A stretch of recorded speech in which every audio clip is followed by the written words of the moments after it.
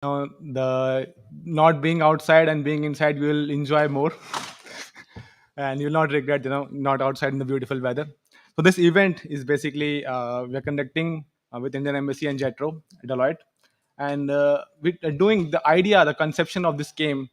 When we realized while doing our research, that there's a lot of lack of literature and understanding in Japan, what how fast India is changing. There's still a mindset about like Suzuki was a great success story in 1980s and 90s. Okay, and that story of success is only still limited to Suzuki. Then so many success stories coming out of India, but a proper how to say platform is not given to them. So that a lot of people are not able to understand that that's how fast India is developing, how fast India is changing. And as some people will put, it's not an emerging thing. India is already emerged. So it's time to be in India. If you're not in India now, you are losing out on big thing. That is why we decided to have this event. We have assembled a set of people who are what we say, not only a great source of inspiration. They are not the knowledgeable, just not knowledgeable about India story, but they are the India story. Okay, how fast the India is changing. They are playing the most critical role in them, and we thought, why not tell the India story through them who are on the ground making it happen. Okay, so this is today's agenda. So we're gonna start with the opening session. Our co-host Jetro Nakajo-san, who is the EVP, who was so gracious enough. When he heard about this idea, he was on board within 2 minutes. And as you know, he's so much bullish on India, so much thing on positive about India, and we are so grateful to him for him to be here and grace the occasion. Then we move on to the session one, which is the which where we'll discuss why India is the bright spot in the world right now. If you look around the world, if you see, western side of the world, you will see talks of recession, very high inflation, some geopolitical issues and all, but kind of very gloomy environment. But we look at India, we see a very stable political environment. We see a very stable macroeconomic environment, or not even stable, even bullish macroeconomic environment, and that's a source of optimism in the whole world. So we're going to discuss in this session why is it so, and how do we capitalize on that, what we can do to ride the wave. Then we move on and we see why India, in session 2, we will see why India is about to take a huge leap. And it's the destination to be for the next, not one, not two, but the next 5 decades. Why India is going to be the growth engine of this world, not only in GDP, science, technology, innovation. It's all happening there right now. We have to get in India right now so that we can ride the wave. And then we will have session 3, which will have success stories, so that we can slowly by slowly add more success stories to India, not only Suzuki, but also like, great ones that we are in, how to say, on the moment we are scripting them right now. For example, Lenskart is a great success story. So it's a unicorn now, not only now, a long time ago, and it is going global. There's if a few of you may have noticed, that Lenskart just acquired a Japanese company. We know so many Japanese companies acquiring assets in India, but how many of Indian companies come and acquire asset in Japan, and that to a quality of own days that most of the people over here use and now have access to. So that's one of the new success stories that's emerging out of India. So let's discuss all those. So please allow me to welcome Nakajo-san on the stage to give the opening session and opening remark for today's. Nakajo-san, お願いします。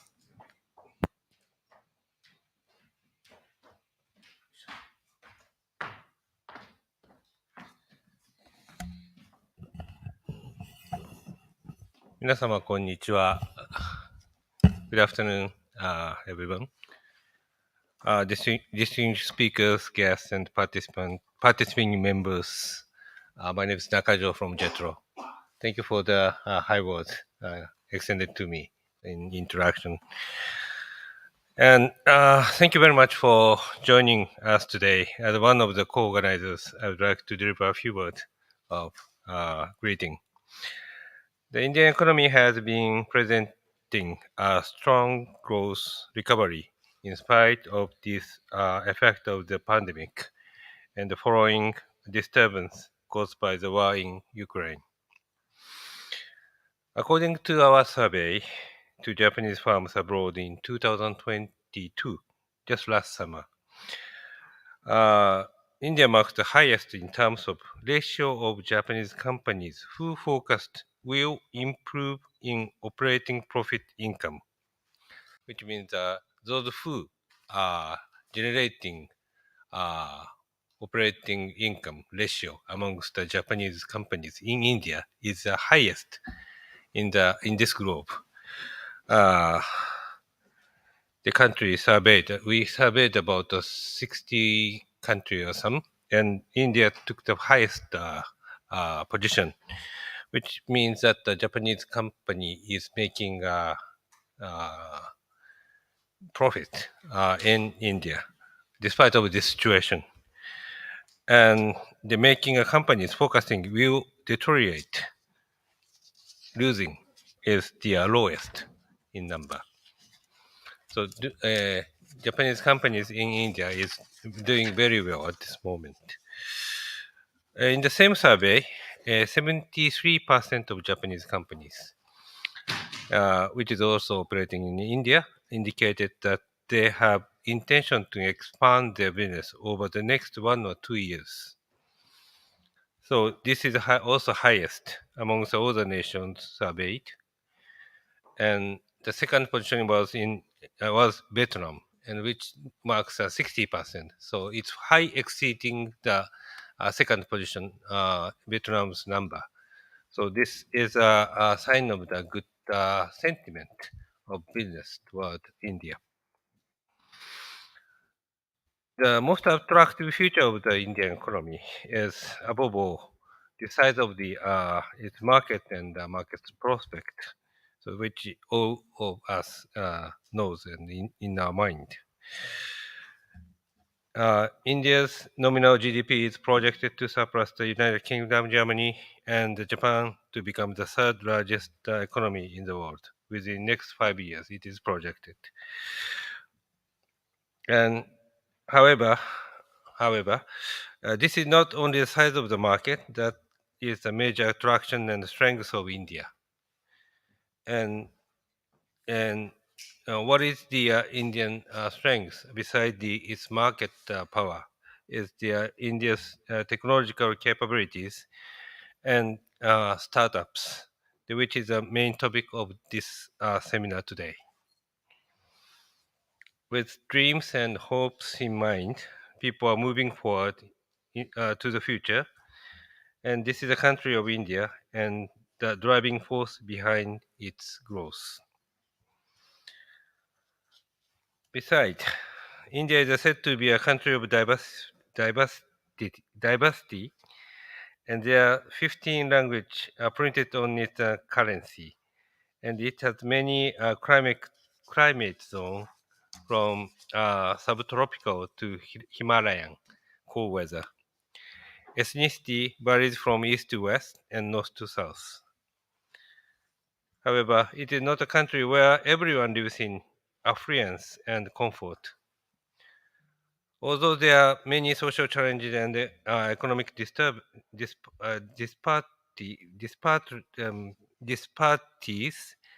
the country is strongly progressing to sort out this by the power of youth and entrepreneurship or startups. There's a background of this country's rapid growth in technology, entrepreneurship, startups, and its ecosystem, which now generate huge investment volume from the world.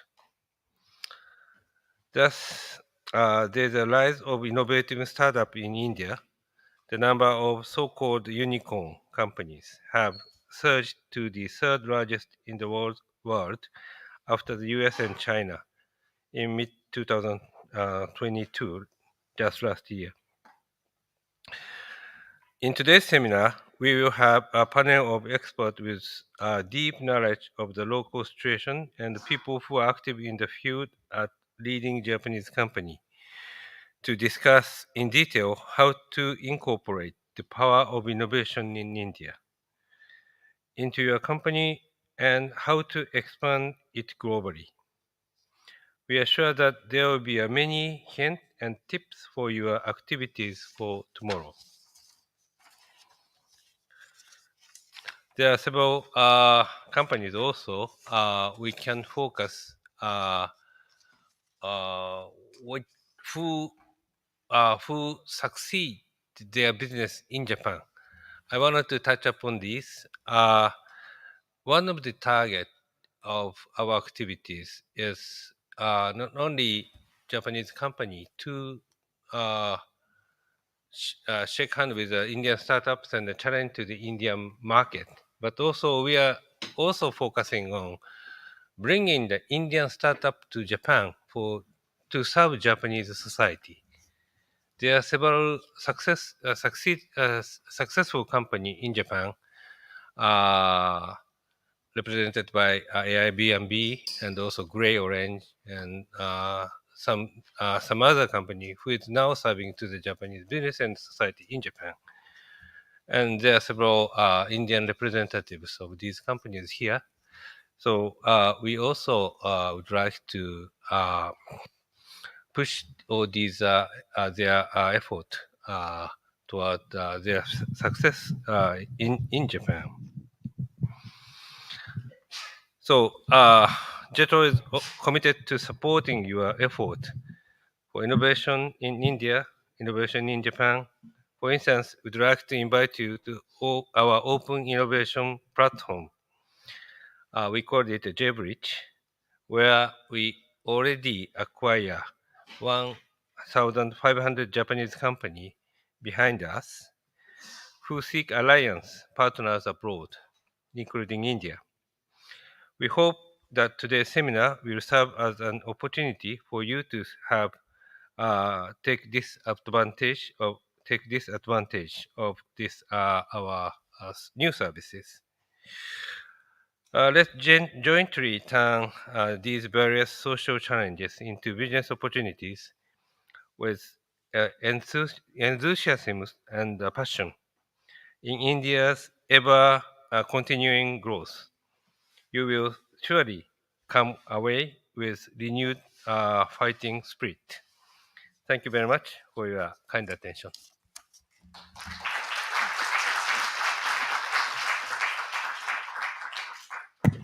Thank you so much, Nakajo-san. Indeed, India and Japan are the land of opportunities. With every problem that we see, we can find some innovation, some solution, and then make our lives better, both India and Japanese citizens. So next, I would like to invite Mr. Abhishek Goyalji. He is Secretary to the Indian Embassy on Trade and Commerce. He will be making a presentation on Startup Nation.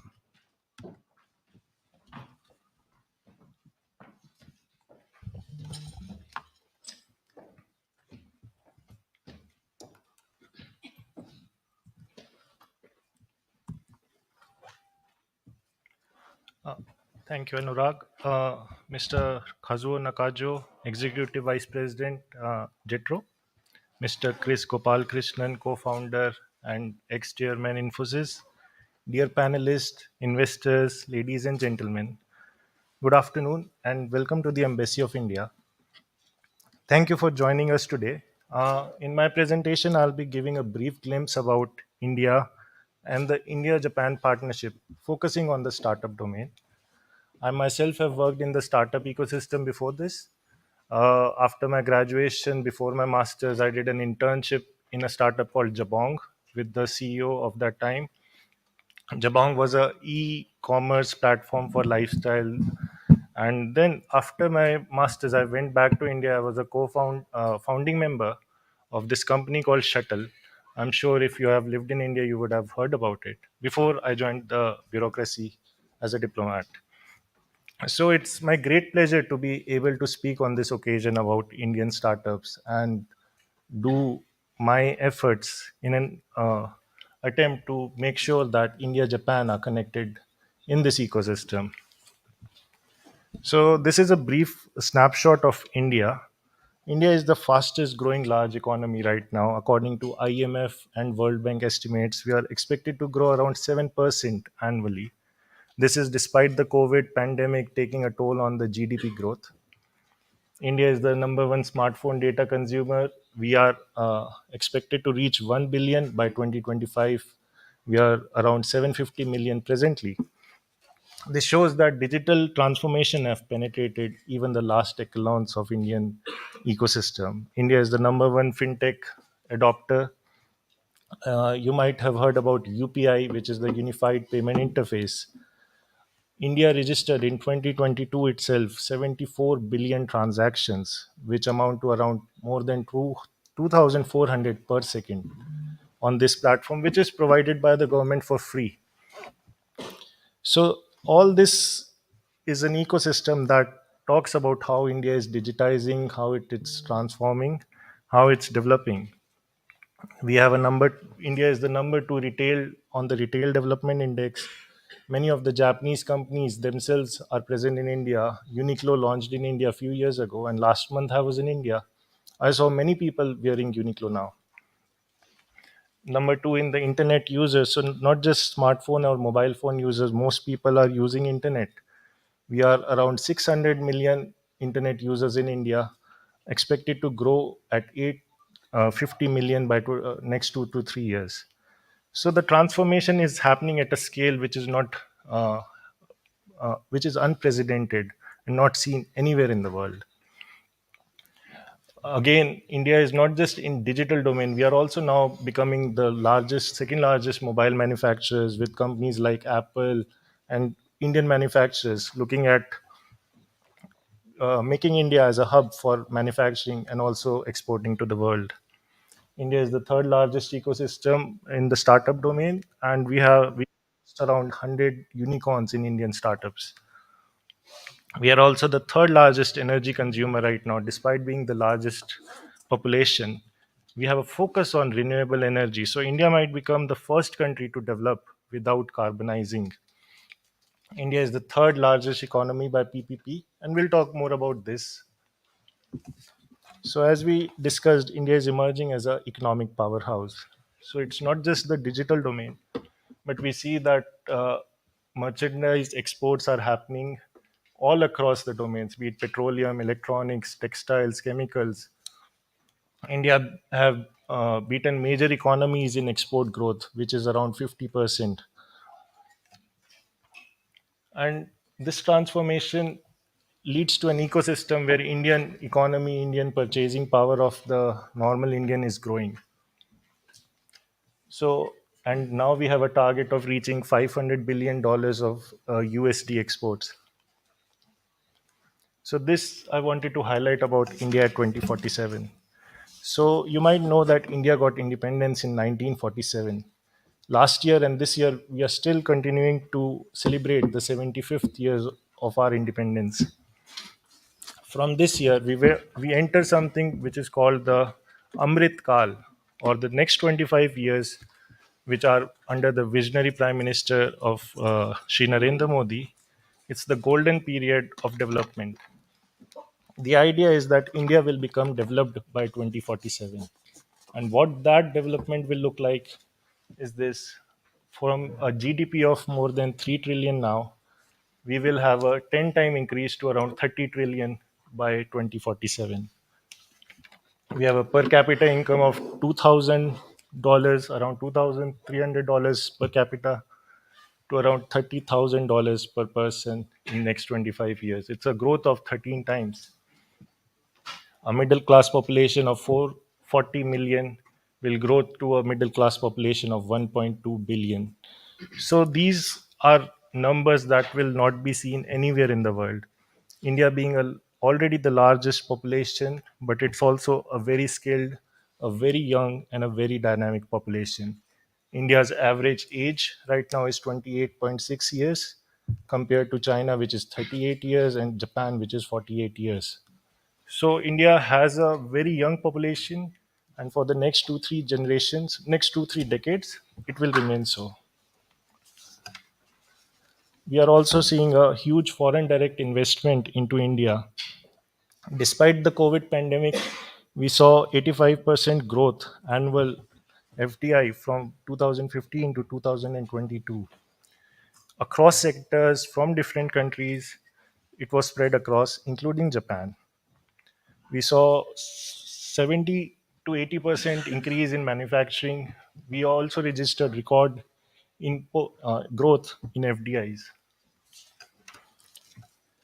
Doing business in India has become easier than ever. The corporate taxes have reduced to a uniform 25%. The compliances, it says 30,000, but yesterday the Prime Minister mentioned that it is now 40,000 compliances, unnecessary legal framework have been done away with. Labor reforms have been merged, different labor laws have been compiled into four uniform laws that allows us, old uniforms are being reformed as per the need of the times and society. We have a 14 PLI schemes which allow people to manufacture, and it gives government gives subsidy based on more they manufacture, and more sectors are coming into PLI. So we expect more sectors to join this PLI scheme, which is very successful, and around $1 billion have been committed to Japanese companies. Again, we see a different export, different warehousing regime to increase the logistic, and this whole ecosystem is aided by a digital infrastructure, be it Jandhan Aadhaar mobile, every person possessing internet, mobile, smartphone, every person who can do financial transaction through UPI. The system are improving at a digital scale. Prime Minister Gati Shakti is a project where Prime Minister himself makes sure that development and infrastructure projects are done in a holistic manner. And this leads to a rapid transformation happening everywhere. Again, we talk about the ease of doing business in India. This ease of doing business report shows that India, we grew from 142nd rank to 63rd rank in 5 years. And now I'm sure we are breaked into the top 50. So that is the scale of transformation that is happening in India right now. Now come to the startup nation. Why India is a startup nation and the title of this presentation. So our Prime Minister understands the importance of startups in transforming or leading this our country's digital transformation. January 16 was declared as the National Startup Day, which led to the setup of a Startup India, a dedicated agency which focuses on startup promotion. We have three pillars such as simplification and handholding by Startup India. They also provide funding support, industry academia partnership. As we discussed earlier, India has become the third largest startup ecosystem and also the fastest growing ecosystem. And I'm sure my other presenters will talk more in detail about this. We have more than 90,000 registered startup with the government, and there are more than that operating in India. We also see 45% are from tier 2 and tier 3 cities. So startups are not concentrated in metropolitan cities, but they are spread all across India, all over India. And that shows how digital transformation has penetrated India in the remotest corner. Startups are also contributing a lot to jobs. One thing I really wanted to mention is that this year India attains the G20 presidentship. India has taken the leadership when it comes to startups and initiated a special initiative called Startup 20. The starting meeting, the preliminary meeting was in January, and many of the Japanese partners participated. We look forward to all of your participation in the future also. Another thing that government of India is at the forefront of supporting startups, be it tax support, compliances, which have become much easier, funding opportunities, single window clearances, and other initiatives which are like Startup India, Digital India. Stand Up India, Skill India. So they all feed into an ecosystem that is leading this rapid transformation. I myself have worked with some of the very bright startup co-founders, and this success they have led to inspirational new generation who want not just to move to the US or Western countries for opportunities, but establish their own startups in India. And I know that for a fact that many of the people who are working in US are now coming back to India to work in Indian startups.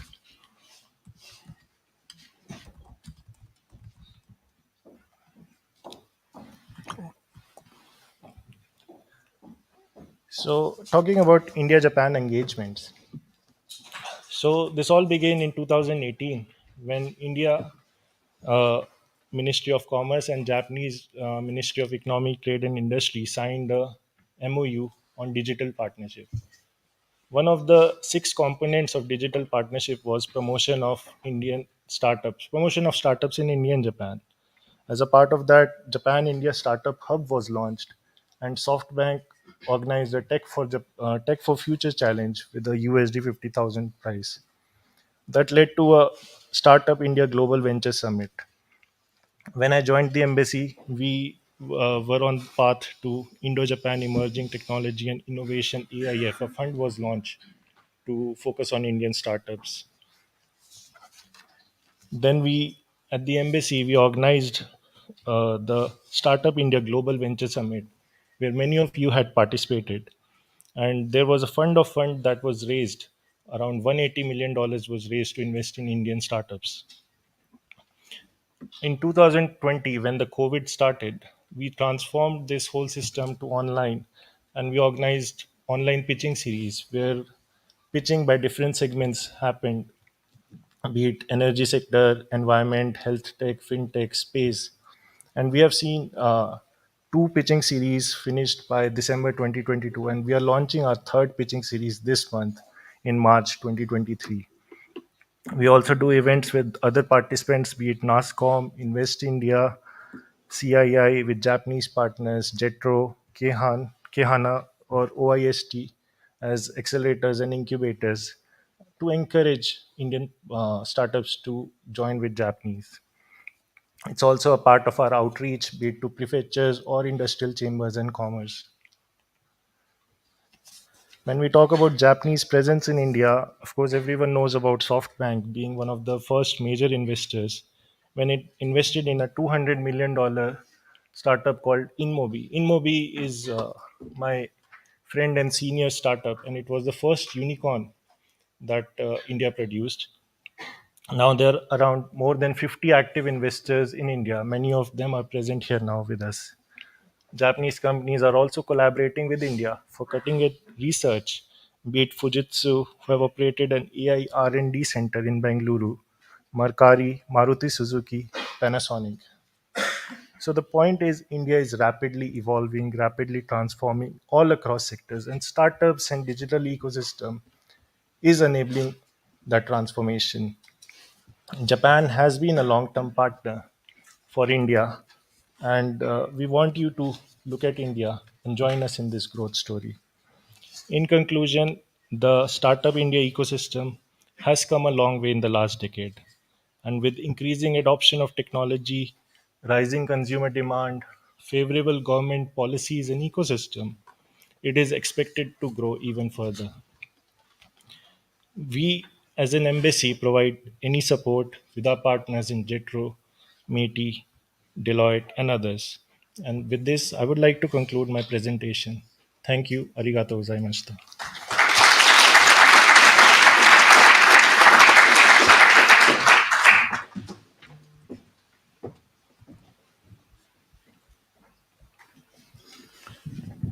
Thank you so much, Mr. Abhishek Goel. It was an amazing presentation. And indeed, India is a startup nation, third largest startup ecosystem in the world. And soon, maybe, we already have 100, more than 100 unicorns, precise to be, I think, 120, 130 unicorns. So, yeah, we may soon be second. Why not first?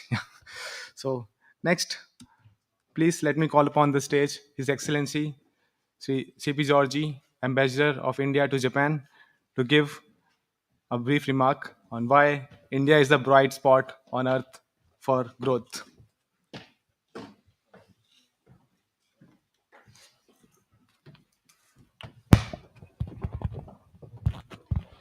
Good afternoon, everybody. Mr. Chris Gopalakrishnan, co-founder and ex-vice chairman Infosys. Mr. Kazuya Nakajo, executive vice president Jetro. Honorable guests, distinguished investors, ladies and gentlemen, good afternoon. It gives me immense pleasure to speak to you at the India startup ecosystem opportunities for Japanese CVCs. I would like to extend my thanks to the organizers, including Deloitte and Jetro, for organizing this event today. Friends, I am honored to be speaking to you today about one of the most exciting areas of growth in India, the startup ecosystem. As ambassador of India to Japan, I had the opportunity to witness firsthand the tremendous potential that exists between our two countries. This event assumes greater significance as we are celebrating Azadi Ka Amrit Mahotsav, marking the 75th anniversary of India's independence, and enter the Amrit Kal for the next 25 years when India is set to become a developed country. This year also marks the 70th anniversary of the establishment of diplomatic relations between India and Japan. This year, India and Japan have also assumed the leadership of G20 and G7 forums, respectively. These forums are two of the most important multilateral groupings in the world, and this unique opportunity provides us to work together. In addition to the G20, India has also launched the Startup 20 initiative. Startup 20 is the first of its kind official engagement group initiated under the Indian presidency of the G20. The engagement group would act as the voice of the global startup ecosystem, bringing together varied stakeholders on a common platform. Dear friends, startups need a thriving and favorable environment to scale rapidly. Policies, frameworks, and regulations at the national and international platforms need to keep pace with the innovation. The Startup 20 Engagement Group has allowed for creating a global narrative for supporting startups and enabling synergies between startups, corporates, investors, innovation agencies, and other key ecosystem stakeholders. Friends, let's talk about Indian startup ecosystem. As we all know, the power of India's talent is known across the globe. They have ensured tech globalization and talent globalization. We are using our talent for global good. Even in India, their impact is being seen. India jumped to the 40th rank in the Global Innovation Index this year. In 2015, we were ranked 81. The number of unicorn startups in India has doubled since 2021. We are now the third largest startup hub in the world. We have over 84,000 recognized startups, more than 800 accelerators, and 1,800 VCPE funds. There are hundreds of international companies that have R&D centers in India, including many from Japan. This is due to India's talent pool. India is being empowered by increasing tech access. A mobile and data revolution is happening in the country. In the last 8 years, broadband connections rose from 60 million to 810 million. Smartphone users went up from 150 million to 750 million. The growth of the internet is faster in rural areas than in urban areas. A new demographic is being connected to the information superhighway. India has also shown how to democratize technology. In India, technology is a force of equality and empowerment. For India ran the world's largest COVID 19 vaccine drive on it. It was run through a tech based platform called CoWIN. Let's go from the health sector to education. India has one of the largest online repositories of open courses. There are thousands of courses available across different subjects. Over 10 million successful certifications have happened. This is all done online and free. Our data tariffs are among the lowest in the world. During COVID 19, low data costs helped poor students to attend online classes. Without this, 2 precious years would have been lost for them. Friends, government is also at the forefront of these reforms to make India a startup and entrepreneur friendly state. Steps like eliminating the hassles of angel tax and simplifying tax filing, facilitating access to credit, and ensuring thousands of crores of rupees of government funding reflect our commitment. Under Startup India, startups have been given the facility to self certify compliances related to 9 labor and 3 environmental laws. Our endeavor is to institutionalize innovation in the country by creating an attraction for innovation among students since childhood. We can see the results of these efforts from the government. Whereas 4,000 patents were approved in 2013-14. More than 28,000 patents were granted last year. In 2013-14, about 70,000 trademarks were registered, whereas more than 2.5 lakh trademarks have been registered in 2021. In 2013-14, only 4,000 copyrights were granted, whereas this number crossed 16,000 last year. Friends, innovation is important, but when backed by integration, it becomes a force. Technology is being used to end silos, enable synergy, and ensure service. On a shared platform, there are no silos. Take, for example, the PM Gati Shakti National Master Plan. India is investing over rupees 100 trillion in infrastructure over the next few years. The number of stakeholders in any infra project is huge. Traditionally, in India, big projects were often delayed. Exceeding expenses and extending timelines used to be common. But now we have the Gati Shakti platform, a shared platform. The central government, state governments, district administrations, different departments can coordinate under this platform. Each of these knows what the other is doing. Information relating to projects, land use, and institutions are shared at a single place. So each stakeholder sees the same data. This improves coordination and solves problems even before they occur. It is accelerating approvals and clearances. Dear friends, India has endless opportunities for our investors as well. In this decade of the 21st century, a huge market is opening up in the country as well. We have stepped up into the digital lifestyle just now. Only about half of our population is online. With the speed, scale, and the price at which the government is working to provide digital access to all and villages, India will have 100 crore or 1 billion internet users in a short time. India is no more a place known for red tape. It is known for red carpet for investors. Whether it is FDI reforms or liberalization of drone rules or steps in the semiconductor sector or the production incentive schemes in various sectors or the rise of ease of doing business, India has many excellent factors coming together. Your investment and our innovation can do wonders. Your trust and our tech talent can make things happen. I invite you all to work with us as we lead the world in solving its problems. I hope that this event will allow the participants to better understand the vast potential of Indian startup ecosystem and innovation sectors, which provides a favorable climate of investment in India. I'm looking forward to a great session. Thank you and good afternoon.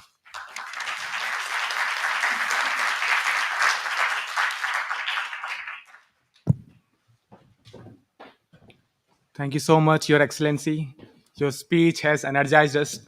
And one of the earlier when we met you, you guided us. That, we have to work very hard and do more on India-Japan channel. We're trying our best, and Deloitte, Jetro, we all are trying our best, and we continuously seek your guidance to find newer opportunity to do this kind of events and more channels and more opportunities, so we can increase, energize the India Japan channel even more. Thank you so much for your guidance, sir. So the next speaker of today probably doesn't need any introduction. So let me tell you a brief story about him, Mr. Chris Gopalakrishnan. So in 1960s and 1970s, when the whole world was focusing on IT and they all felt that US and the Western world is the place to be, the high-tech world. and an emerging economy like India may not be able to do something so high tech. But a few men took a challenge and went against the stream, had a vision, and one of those men, Mr. Chris Gopalakrishnan, founded a company called Infosys. A lot of you today may think, have an image of India. India, oh, is a talent pool of IT. Indians are so good at IT. The IT revolution that you all perceive India as, he is one of the key pillars for constructing that image of India. He has been pivotal in changing India's image.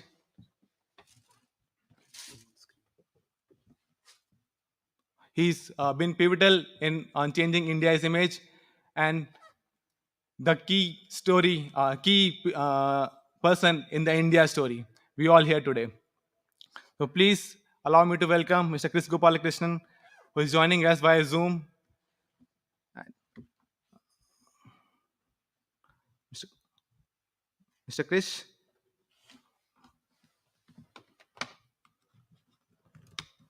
Mr. Chris, can you hear us? I can hear you. Can you hear me? Yes, we can hear you. Okay. Great. So I have a presentation. Yeah. Should I share the screen, or will somebody load the presentation? I can load it for you. Okay.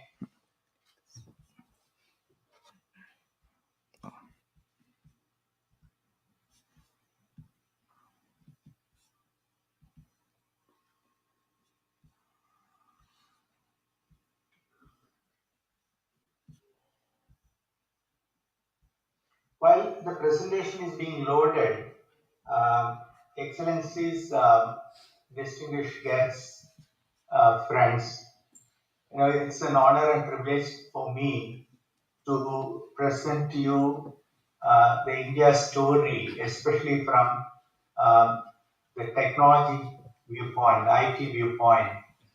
And I've been, as Anurag introduced me, I've been part of this revolution for the past 50 years. And so I've had an inside view of how this was done. Not just me, there were many other leaders who made this happen. In fact, we have written a book about the IT story of India against all odds. And I hope some of you will get a copy of this. India is the fastest growing economy in the world today, and one of the advantages that India has is the IT talent that it has, the depth of understanding of technology, the knowledge of working with multinational corporations around the world, the ability to execute very large programs as the world transitions to a digital world. And I want to talk to you specifically about the $1 trillion opportunity that India provides in IT over the next, let's say, 5-10 years. Next slide, please.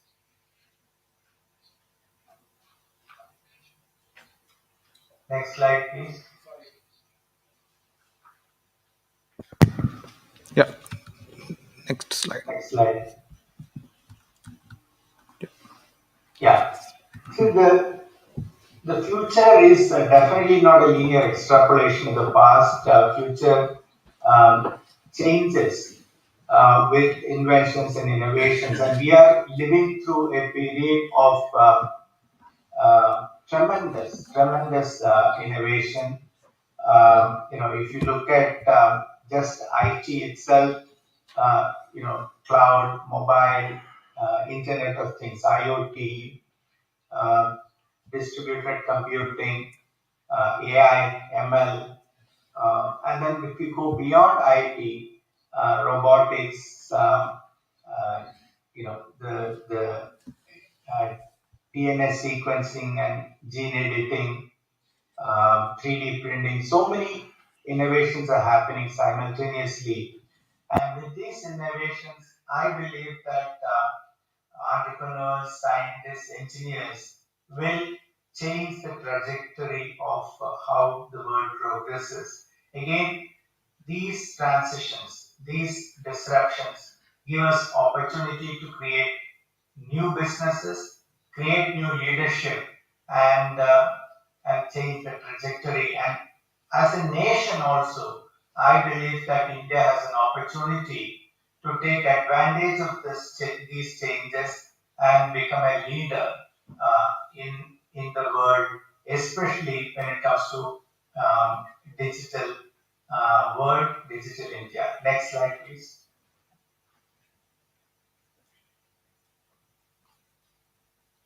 Next slide, please. Yeah. India has already overtaken UK to become the fifth largest economy in the world.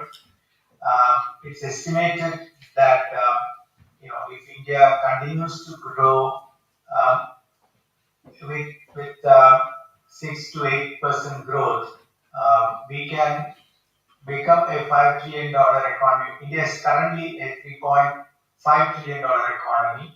We can become a $5 trillion economy over the next, let's say, 3 to maybe 5 years. This is what is expected. Out of this, about out of this 5 trillion, about 3 trillion is services, 1 trillion is manufacturing, and 1 trillion is agriculture. And I will focus my presentation on the 3 trillion of services under which you will see digital India emerging. Uh, what gives me confidence about this projection is that I have seen in the last 30 years India grow from a $600 billion economy to $3.5 trillion economy, which is almost 6 times growth in the last 30 years. So in the last 30 years, India has grown from about $600 billion to $3.5 trillion, and that's what gives me the confidence in this projection of India on track to reach $5 trillion economy. Go to the next slide, please. So, out of the services itself, the IT services and products, which is today about $220 billion, is expected to grow to $350 billion. Hardware is expected to become $150 billion. You must have read in the newspaper about the semiconductor program that India has come up with. We want to set up fab, we want to manufacture that. India is already manufacturing mobile phones, etc. Apple today exports $1 billion worth of phones from India every month. That is approximately $12 billion annually. And this is expected to grow to about $150 billion. And then the digitization of key sectors. So digitization of the financial services industry, digitization of the healthcare industry, digitization of government itself, all of these will contribute to another $500 billion, adding up to a total of $1 billion. So India, trillion dollars, $1 trillion. So India is on track to hit a $1 trillion digital economy by 2026, give or take, let's say 2 3 years. You cannot exact in this. That's why I said 3 to 5 years. India will create a $1 trillion digital economy consisting of IT and tech products of $350 billion, hardware of $150 billion, and digitization of key sectors about $500 billion. The hardware products as well as services, that's the $500 billion that you see, will also be primarily export driven. Uh, So tech as a percentage of, so this is the graph on the left bottom. So, from 2014 when India launched Digital India, it has been, Indian economy has been growing, and the percentage of tech in that GDP is estimated to be about 8%, and it is estimated to go to 9.7%. So that is what gives us the confidence to say that out of the 5 trillion, 500 billion will come from the digitization of key sectors, and 500 billion will come from services and hardware. The ITES industry growth from 2015. In 2015, it was $120 billion, $178 billion. Today, it's $220 billion. And in 2026, it's expected to be between $280 billion to $350 billion. That's the traditional, and digital is growing. So services helping companies transform themselves to the digital economy is growing, and that will constitute out of the 280 billion to 350 billion dollars, they constitute about 55 to 60%. So part of the revenue will come from helping organizations digitize themselves, transitioning to a digital world. Next slide, please. So the ambassador already talked about India's startup ecosystem.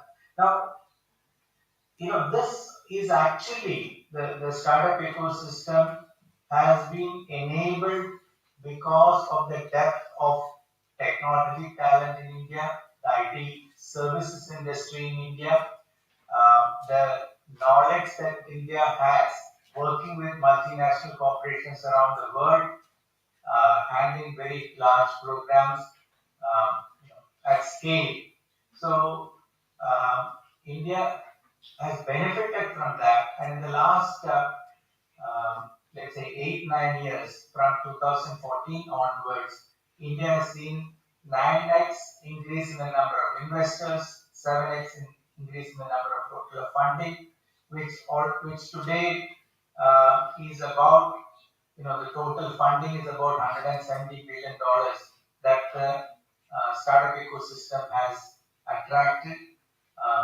The number of incubators have increased, and in 2022, the, the new VC funds launched in India is about $16 billion compared to $6 billion in 2021. Even during COVID, the fund flow has not come down. Already the previous speaker mentioned about India being the third largest ecosystem. $350 billion of value has been created. There are about 75,000 DPIIT recognized startups.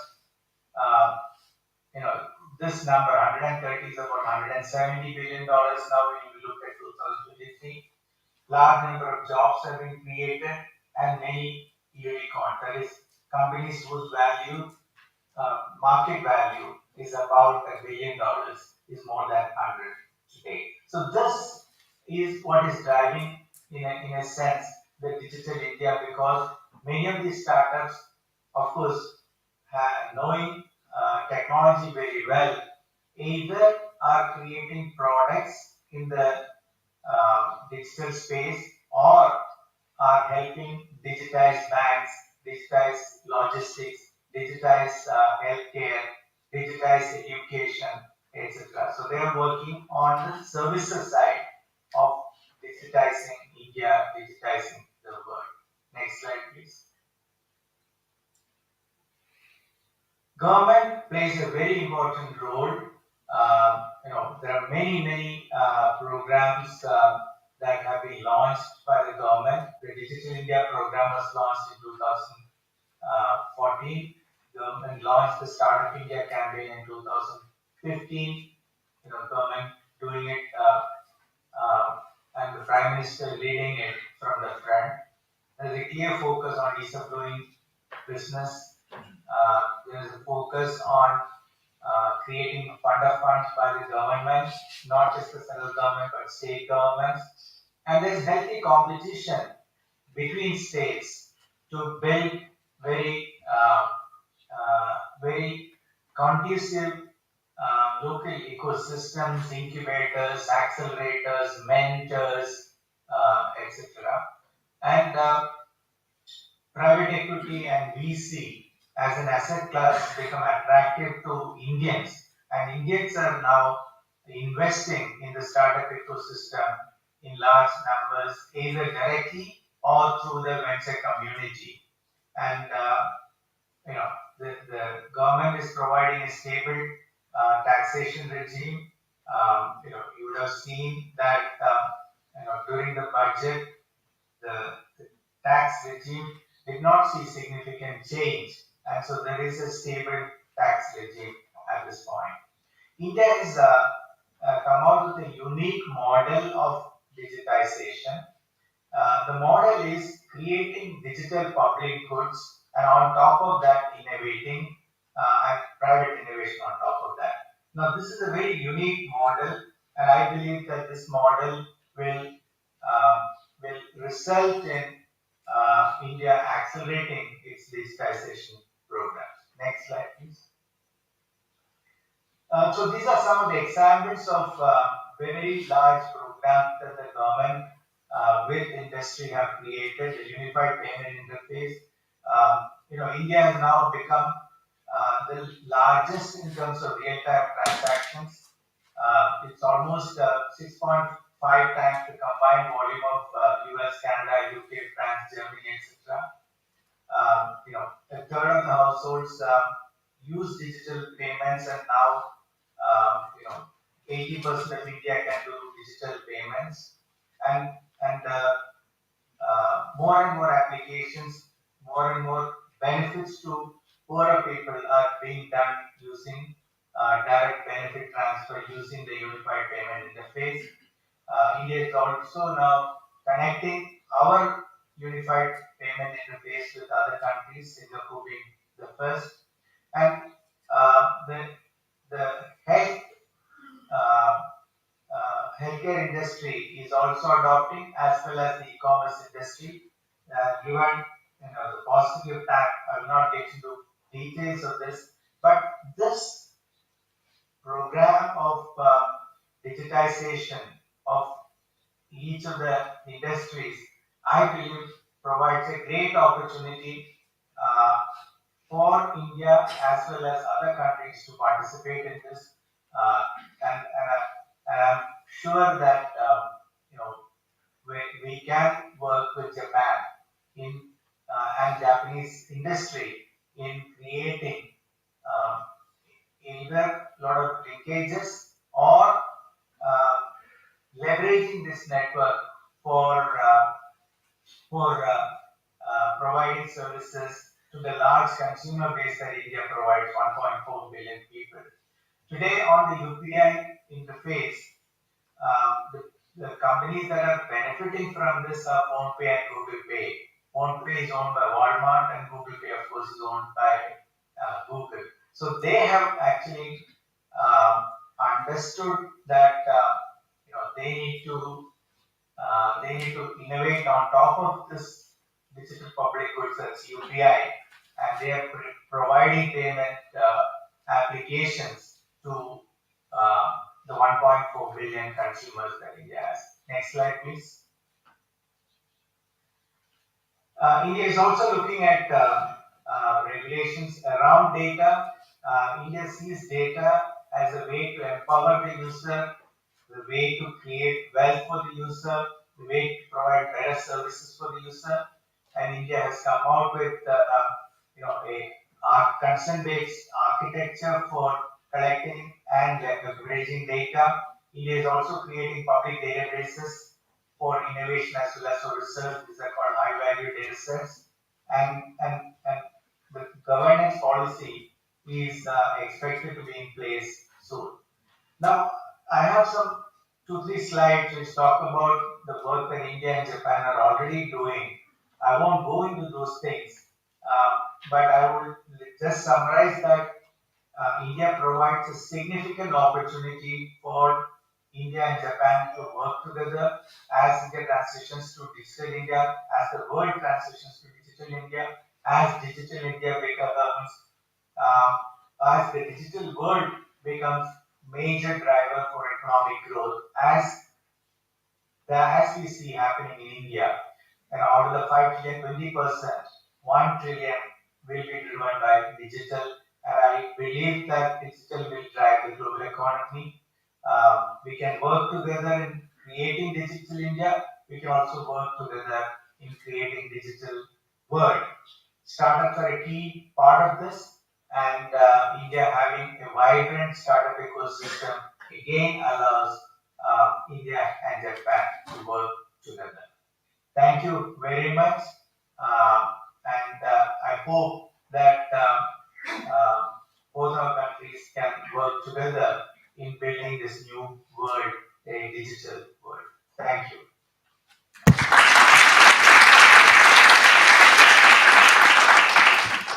Thank you so much, Mr. Krish. You are amazing. Whatever you have done is a story of it's a matter of legends. I have been using, the Infosys story a lot of time in my life to impress people. I think I'll be keep on using it, and I think I'll be telling the Infosys story even to my grandkids to impress them how was the days when we were young and who gave us hope to come study hard and and be the part of the India's revolution. Thank you so much. Thank you.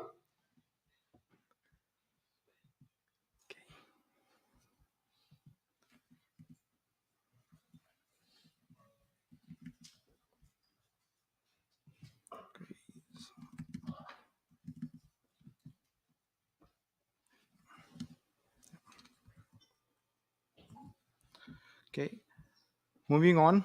Uh, So we heard His Excellency. We heard many people today who have spoken about India's startup ecosystem and how we are the third largest startup ecosystem. We have about 110, 120 unicorns. So now I would like to introduce you the person, one of the key person behind those 110 odd unicorns. So we have with us Mr. Sudhir Shetty, who is a pioneer in India's startup ecosystem and one of the key persons who had led to the India's startup revolution.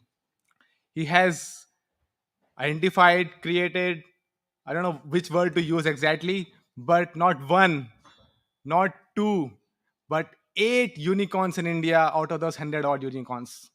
And I'm very sure that the number will be even what 2 digits this year for sure. Definitely, yeah. He nods.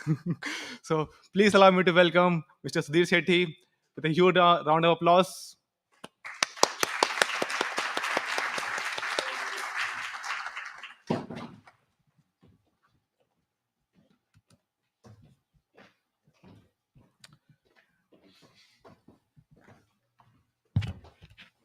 Thank you, Anurag, and thank you, Embassy of India and Jetro, for inviting me here.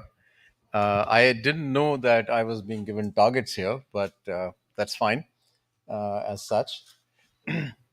I think Chris and the ambassador have spoken about the opportunity which exists here.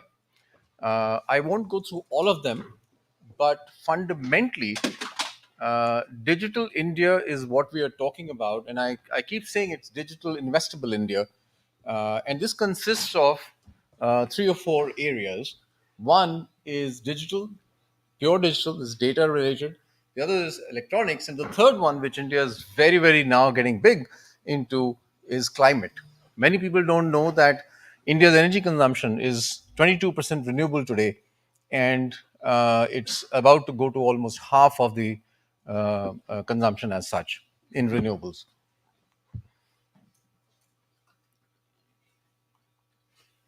How do I go to the next slide?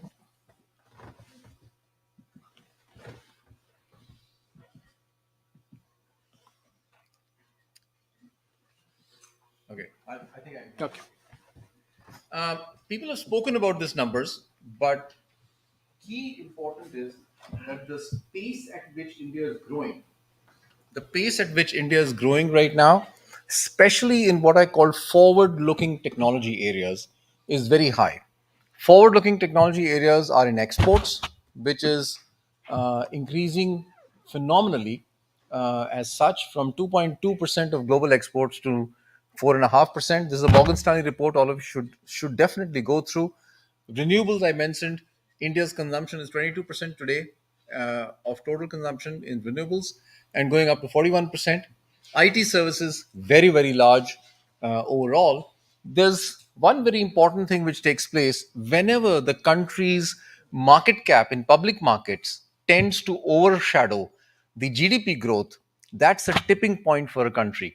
Recently, India's public markets crossed the GDP of $3 trillion. And to that extent, you'll see many, many new companies coming up.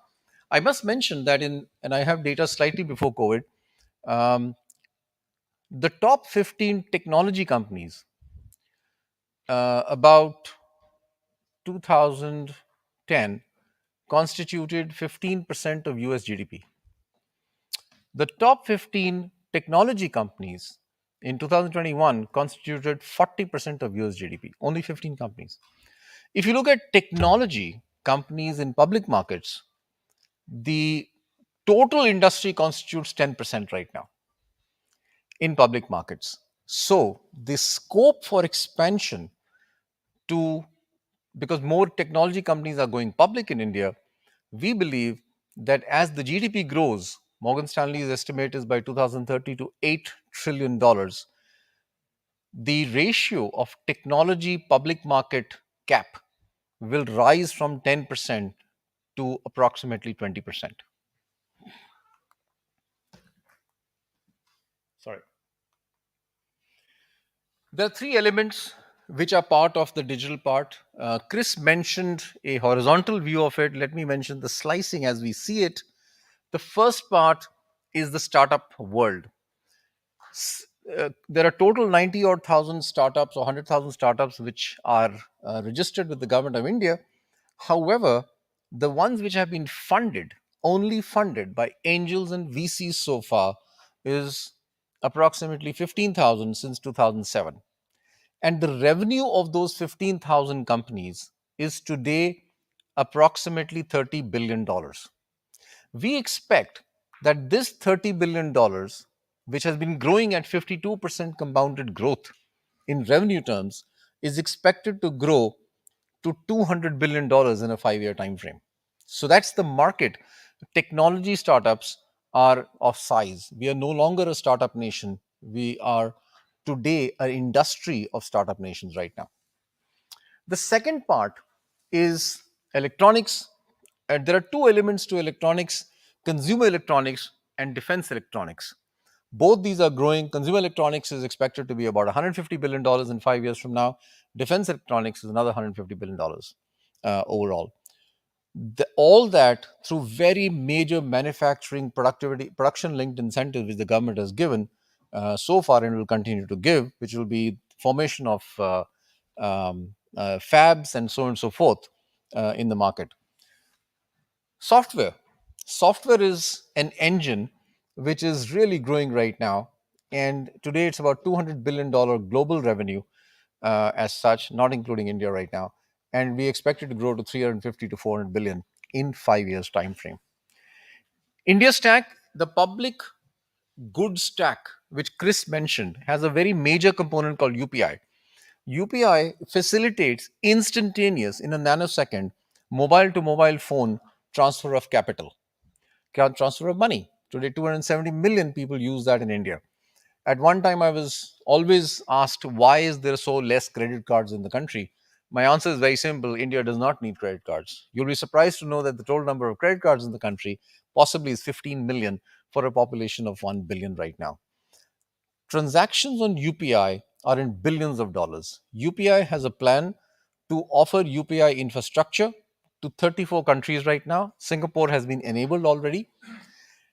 On certain assumptions, that there's a certain market share UPI gains across the world, we expect UPI to be a $200 billion revenue public infrastructure good across 34 countries. And climate, not including solar infrastructure and windmills, on the data side is alone a small number right now as such. So these are the severe components, the specific components of digital, which we believe are investable by venture capital and private equity funds. I also want to mention not unicorns, but another phenomena which has happened. Startups are now emerging to a billion revenue each. In our own portfolio, we have three companies which are almost a billion revenue each.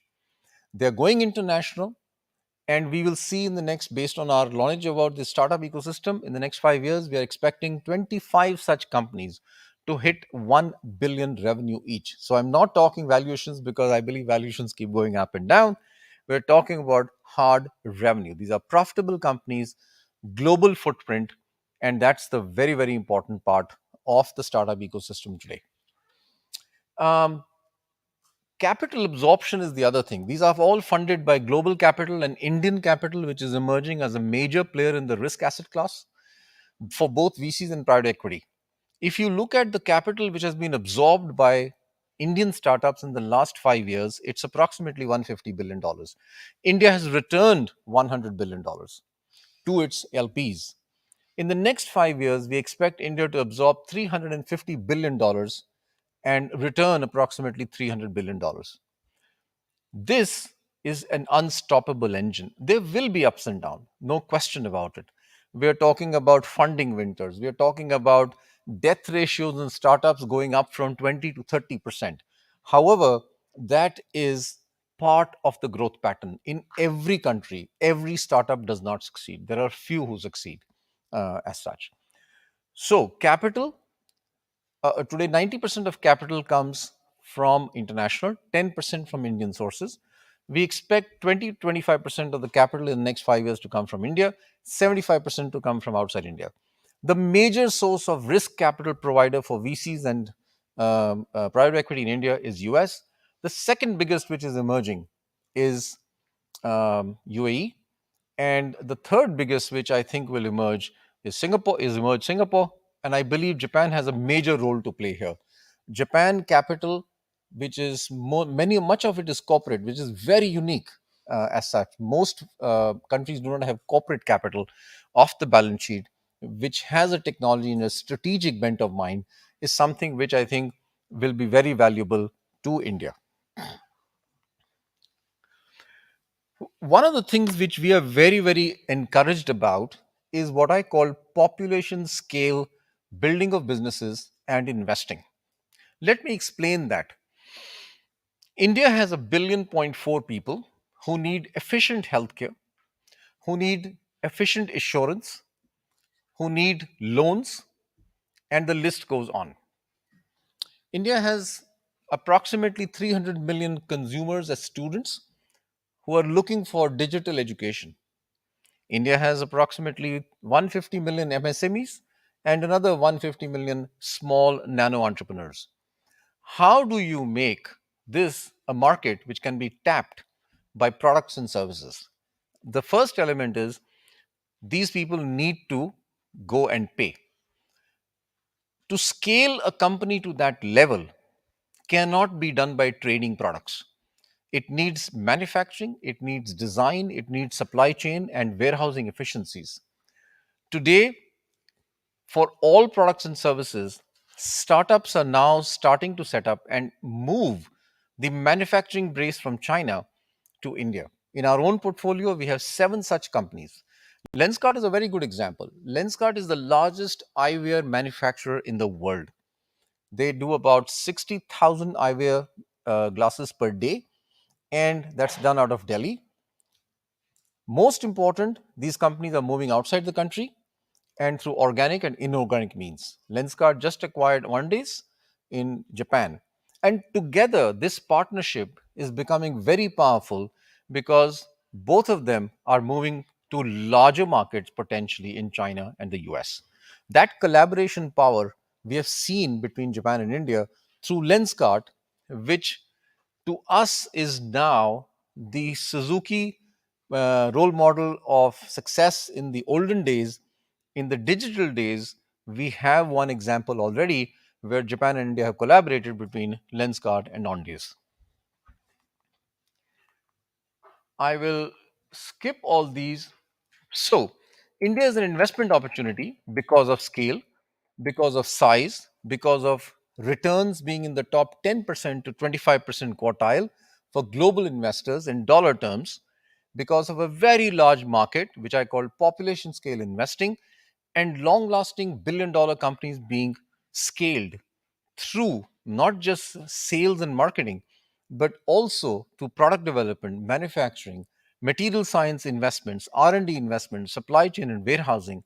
But most important, investors like us believe that when we take capital from a country like Japan or Middle East, we must give back. There has to be methodologies by which Japan and India both benefit from this collaboration. I think those are in the making right now. These will include R&D collaborations. These will do many collaborations in the area of startup ecosystem. Many Japanese startups need to find big markets. India is a big market. Thank you very much. Many of you don't know this bottle of water was a sign for me to end my presentation. Thank you very much and happy to discuss offline.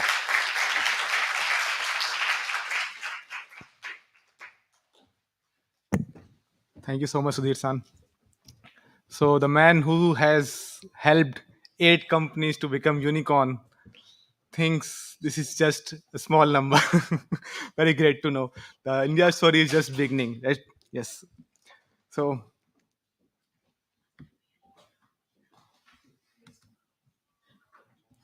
okay, moving on. So I would like to say one thing. Anybody who's interested in startup ecosystem in India, I think you know who to catch in the networking session.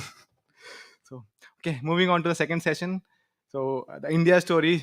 So as we are saying, okay, India has emerged, and it is the place now to enter for not short-term gains, but long-term. Not one, not two, but next 5 decades. The growth engine of the world is going to be India.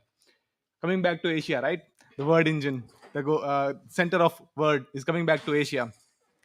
So, for this session, I would like to invite the moderator of the day, Suzuki san, who is Chief Director General of Jetro India. He has flown all the way from Delhi here. So, that shows his commitment and the bullishness on India. Thank you so much, Suzuki san.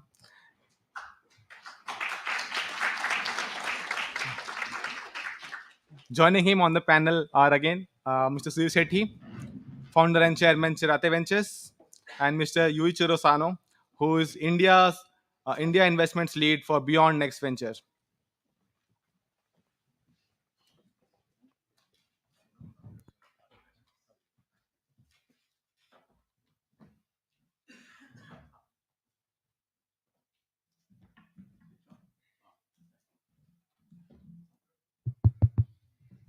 Hi, good evening. Am I audible? My name is Takashi Suzuki. I'm from Jetro, New Delhi. It's just a coincidence. This week, I'm in Tokyo and I took the chance to join this very interesting session. It's really my pleasure. And today I was given to be a moderator of this session titled Strategic Investment for the Next 50 Years. And I was wondering, after 50 years, what will happen? I only know maybe I'll be dead already. But I've been working for the Indian topics in Jetro for almost 10 years. And I've been in India for 5 years now. And this is my very honest impression that such a huge country, such a diverse country, and now I realize that maybe 50 years is not enough to explore all the things in India. And Ambassador Shibi Georgia just commented that it's an endless opportunity. That I realized, and I feel the same thing. And I just would like to introduce the current situation of India, and also I'd like to touch upon some of the existing Japanese companies' business situation for your reference. You can see the slide. It's already mentioned. It's about the population, the demographic. Its advantage of India is such a huge. And please, next slide. And it's about GDP. And it's today's Nikkei newspaper articles are top in 2022. The growth rate of India's GDP was 6.7%, and the Chinese GDP growth rate. And the globally, India is now a fifth place of a nominal GDP amount, and India took over UK. And in 2027, India will take over Japan. I have a bit of mixed feeling, but must be welcome. This is the situation of the GDP. And the next slide, please.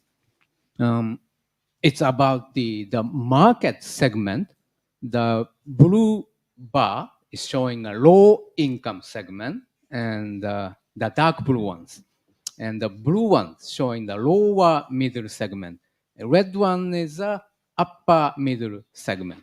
And the light blue one is the rich class people. And you can see the red bar and the light blue bar. Actually, upper middle class and the rich class is growing very much. This shows up to 2030. So market segment is day by day changing. This is also the one of the dynamics of the Japan Indian market. And next slide, please. And it's about the Japanese investment to India. These 10 years, maybe every year, the $2 billion US dollar annually. This is the situation. And just for your reference, this blue chart is an investment, Japanese investment to China. And you can see these are 5 years. It's almost 3 billion US or not up to billion US dollar. So this is just a comparison between China and India in terms of Japanese investment. Next slide, please. And now we can see almost 1,500 Japanese companies here in they are in India. And if we can count those offices and factories, it's more than 5,000. But do you know the Japanese companies in China? And the number of them, it's almost 12,000. Or some data is saying that the 16,000 of Japanese companies are already in China. So comparing with those existing Japanese business, I think the investment amount is not bad. Japanese investment in India is not so bad, even though it's smaller than China. So next slide. And this is a location of those Japanese business in India. And the major location is the Delhi, Haryana. Haryana has the Gurgaon, the city of the Japanese community. And Maharashtra, its capital is Mumbai. And the Karnataka, and the Tamil Nadu, it has Chennai. It's India's Detroit, somebody is saying. Those are 5 or 6 places. Those Japanese companies are the concentrated location. But in central place or northeastern part of India, there's a few Japanese business. So this location-wise, there are lots of space to be explored by Japanese business. And next slide, please. And this is the share of those existing Japanese business by sector. The interesting thing is that half of them are manufacturers. And those are manufacturers, half of them has actual factory. This is a very unique point comparing with other countries like China or ASEAN. And recently, service industry, Japanese companies are very keen, and there are more investment to those service industries. And next slide, please. And you can see some of the new business segment. There's some the confectionery sweets or cup noodles, the kameda seka, kaki no tane, kikoman, soy sauce. And yeah, recently Japanese companies are dealing with the egg production. I can enjoy tamago kake gohan in India now. And Yakult, their focus is now a tier 2 city, not a big city in India. And Suntory recently, they opened their own Indian brand, whiskey. Next slide, please. This is the last. you can see Uniqlo. The last year's one of the biggest news is that the Uniqlo become profitable just after 3 years of their establishment in India. And it used to be said that it will take 10 years or more for Japanese companies to make the profit in India. But it looks like things are changing. And we can see the Daiso recently, they opened up the shop in Chandigarh. This is very much a tier 2 city. And you can see the Kare Koko Ichiban is a very unique business is also happening. So these are the current situation of the Japanese business. And I think the Japanese business diversification is very much happening. But my kind of the frustration is that those are corporate venture capitals. Rather, we don't see many of their activities. So when we want to take advantage of the innovation capability, digital capability of India, there should be more corporate venture capitals to think about Indian market and for its the parent corporate future business in Indian market or through Indian market towards a global business. That type of the exploration has to be done. And today we have a very the prominent the panelist we have, and I personally would like to discuss about how we can promote more of those the CBC activities in India. And maybe Sudhir-san already made a very good presentation, and Sano-san, can you make the brief self-introduction? Okay. Thank you. Is it on? No? Well, you can use it. Yeah, this is done. Okay, thank you so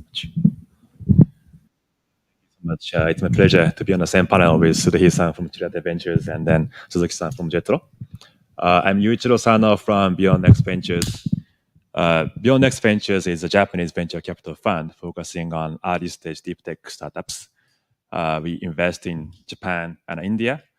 And in Japan, we have two funds. First fund, second fund, in total $200 million US size, and focusing on deep tech, ranging from life science, healthcare, digital health, medical devices, electronic, climate tech, AI, and so on. And we made over 70 investments so far. And in India, we started our investment in 2019. So it's been about 4 years now. Since then, we've invested in 14 companies in the areas like health tech, climate tech, agri-tech, AI, and digital infrastructure, and so on. And besides investing to startup companies in India, we try to leverage our connections with Japanese corporates, meaning that we try to help connect Indian startups with Japanese corporates so that we hope to see good synergy between them. This marriage could be software from Indian side and hardware from Japanese side. It could be idea from Indian side and scale merit, which Japanese companies could bring to the table. So that's how we are trying to see the synergy between these two companies, two parties. So basically, in short, what we do is to invest in Indian startup companies and also try to be a conduit between Indian startup ecosystem and Japanese corporates. Sano-san, thank you very much. So yeah, let's start the discussion. And yeah, my the first question to Sudhir-san. Yeah, but Sudhir-san already made a very good presentation, and you mentioned about the possibility of the digital, electronics, climate, and also the detail, the potential, the technology like fintech, health tech, SaaS, consumer tech. But looks like you haven't completed the presentation. If we think about the CVC's opportunity, can you add something more for the advice or suggestion For the corporate? Yes. Yeah.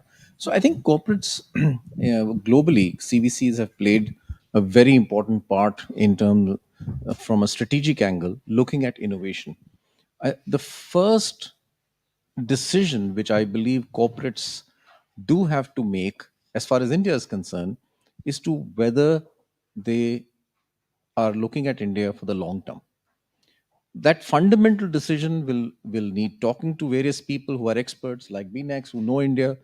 And once that decision is made, then you get down to the level of what to do there. I think the first thing which corporates um, need to perhaps look at from Japan is what is the innovation taking place on India. So VC funds can become a window for getting innovation to the corporate. We have some investors in Japan, and we present to them the innovation in technology which is taking place on a quarterly basis. Now, why is that important? Very simple. For instance, a firm like us, we see about 4,000 new companies every year. And a firm sitting in Japan cannot see 4,000 companies every year. And by the way, even if you sit in India, it's a very big job to see 4,000 companies every year. So, in specific technologies, which are very high tech, how do you see those technologies? Because once you see those, you can actually, as a CVC, decide what to do with them. So, to me, the second phase, after you decide you want to go to India, which is more because it's a big market, etc., is which are the innovations taking place. I'll give you a very simple example. KB Coal is one of our investments. It's an investment which generates color from bacteria.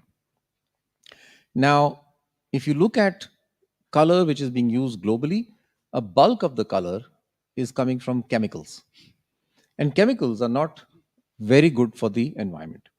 So, this company is already talking to Western companies based in the US and Europe for color being replaced, bacterial color being replaced towards, chemical colors being replaced by bacterial color.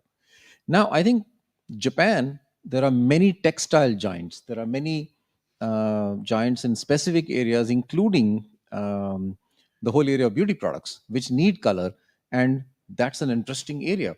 Now, what I also meant to say this by this example is that technology products and innovation which are coming from India are world class, are world class. And that's the reason why you have Lenskart in 16 countries. That's the reason why you have First Cry in 6 countries. And that's the reason why you have a company called Miko, which is in robotics, consumer robotics, in now 20 countries across the world. So it's very important to find out what that innovation takes place. I think the rest will follow. So making money will follow, investments will follow once these three first things are taken care of by CVC in a rapid manner. Thank you very much. And yeah, idea about textile chemical color is very interesting, and I hope Uniqlo-san will follow the idea. Thank you. Yes. And Sano-san, you belong to the Japanese venture capital, which is very much active in Indian market. So, as a Japanese venture capital, you have any suggestions or advice for those the Japanese corporate when they think about those the engagement with Indian startups? Yeah, maybe I would say please use us for entry to the Indian startup ecosystem. I guess I completely agree. Maybe to know what's happening in India, the local situation, you have to know what's happening. And to know what's happening, there needs to be some mechanism. And for that, we could be used as a mechanism.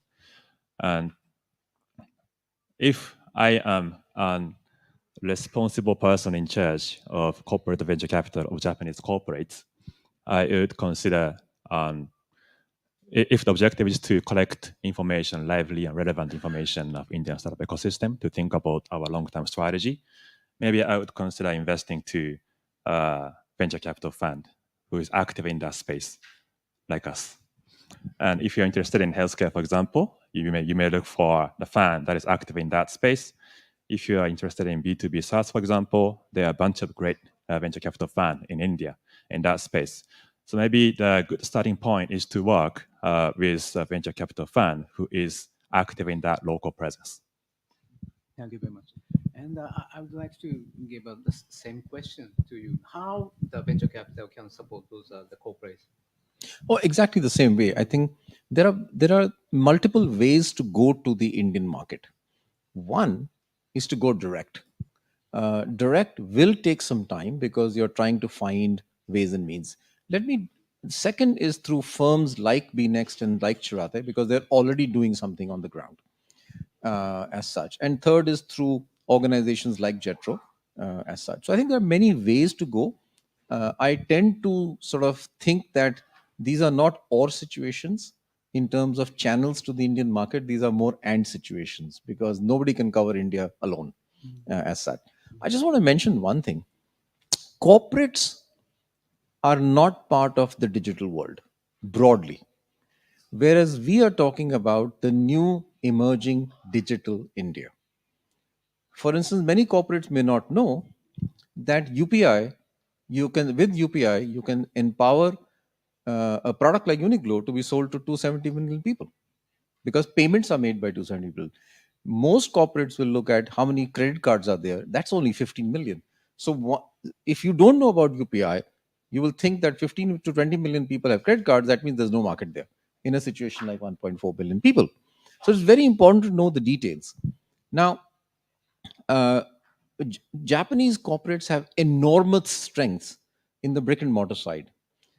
Indian startups have enormous strengths, and VCs operating in there have enormous strengths on the digital side.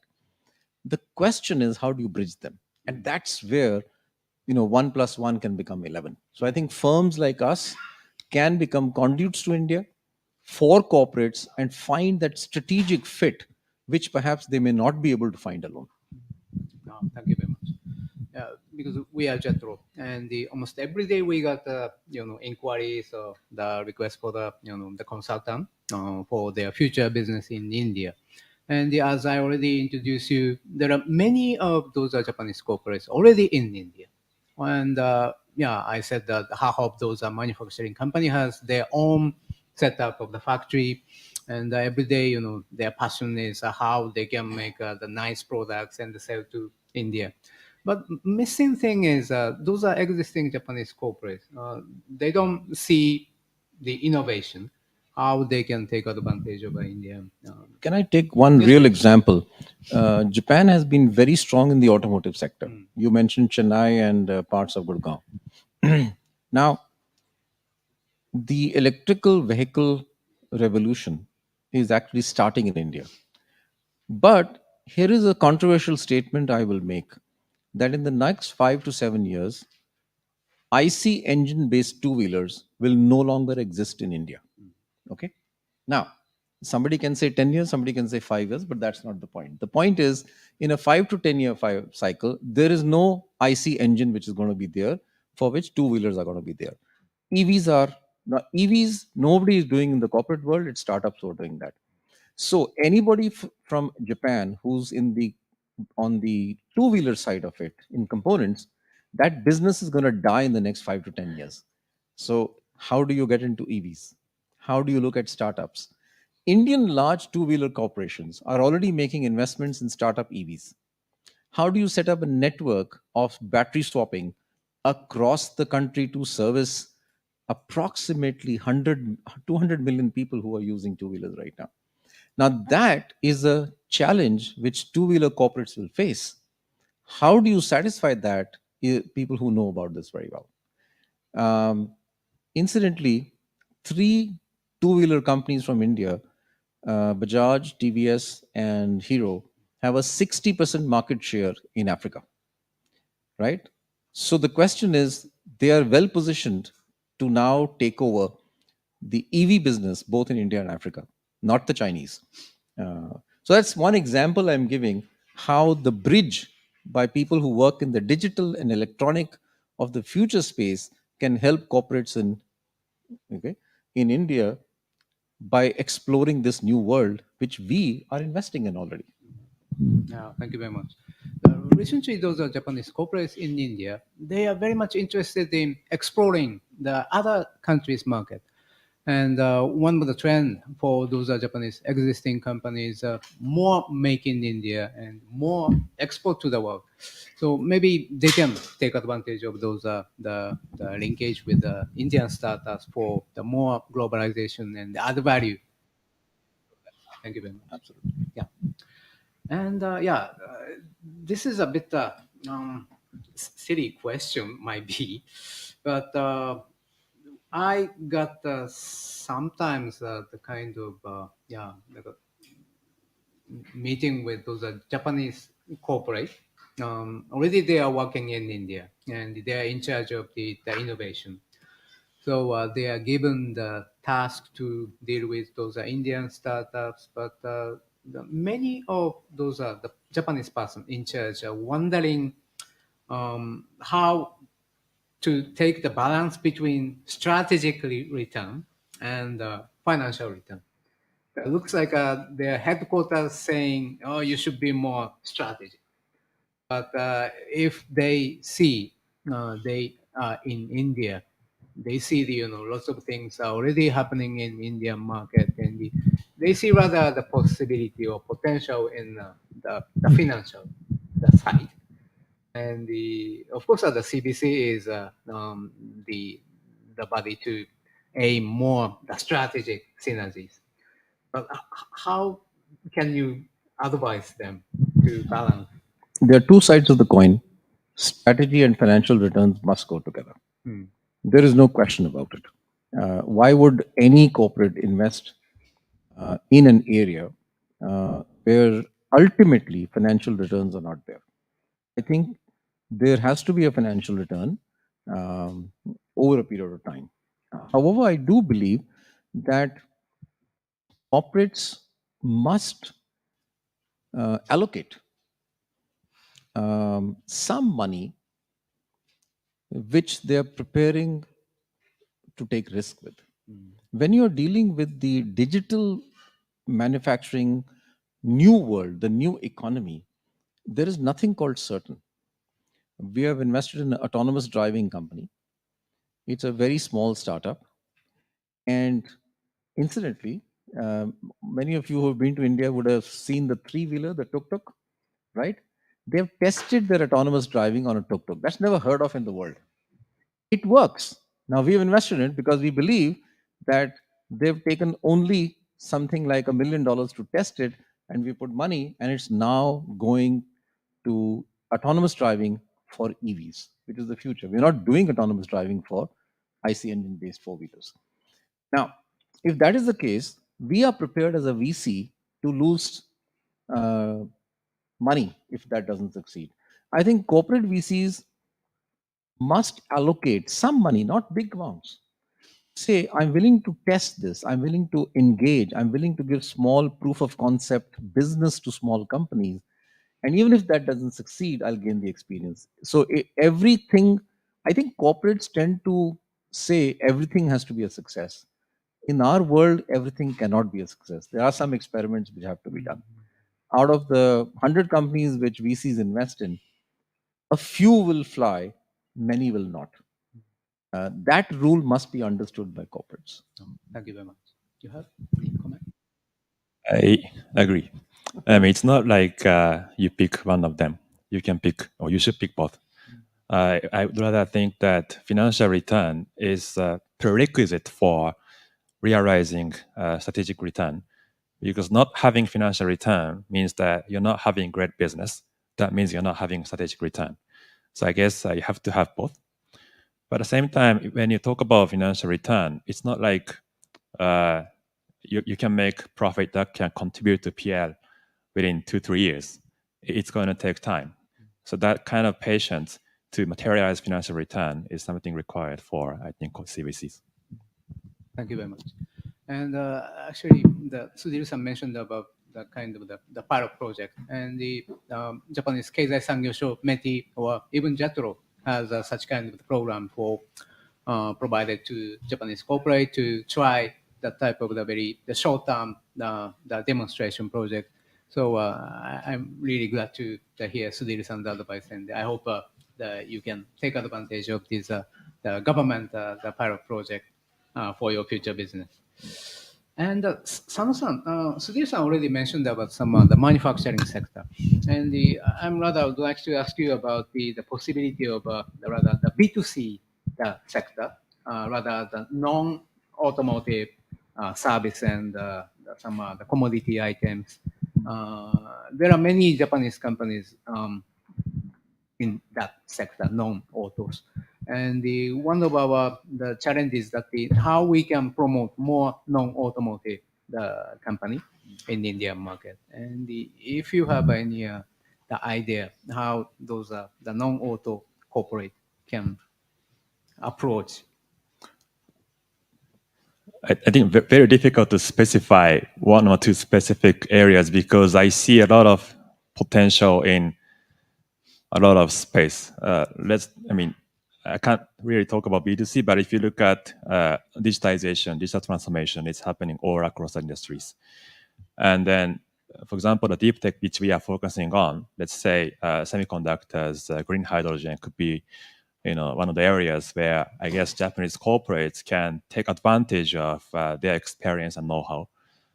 And particularly in this deep tech space, I see a lot of synergy between the startup and large corporates because deep tech startup companies they have great technology, they have great product, but for them to succeed as a business, they have to scale and they have to sell. And to that extent, I think Japanese corporates can complement to a large extent in terms of manufacturing capacity, in terms of go-to-market, global sales and distribution, and so on. So sorry that I'm not answering directly to your B2C question, but I see a lot of potential for Japanese corporates in various sectors, including deep tech. Okay. Just brief, take a shot at this. A few things. One is the purchasing power per capita of an Indian consumer is far lower than the product which is sold in Japan.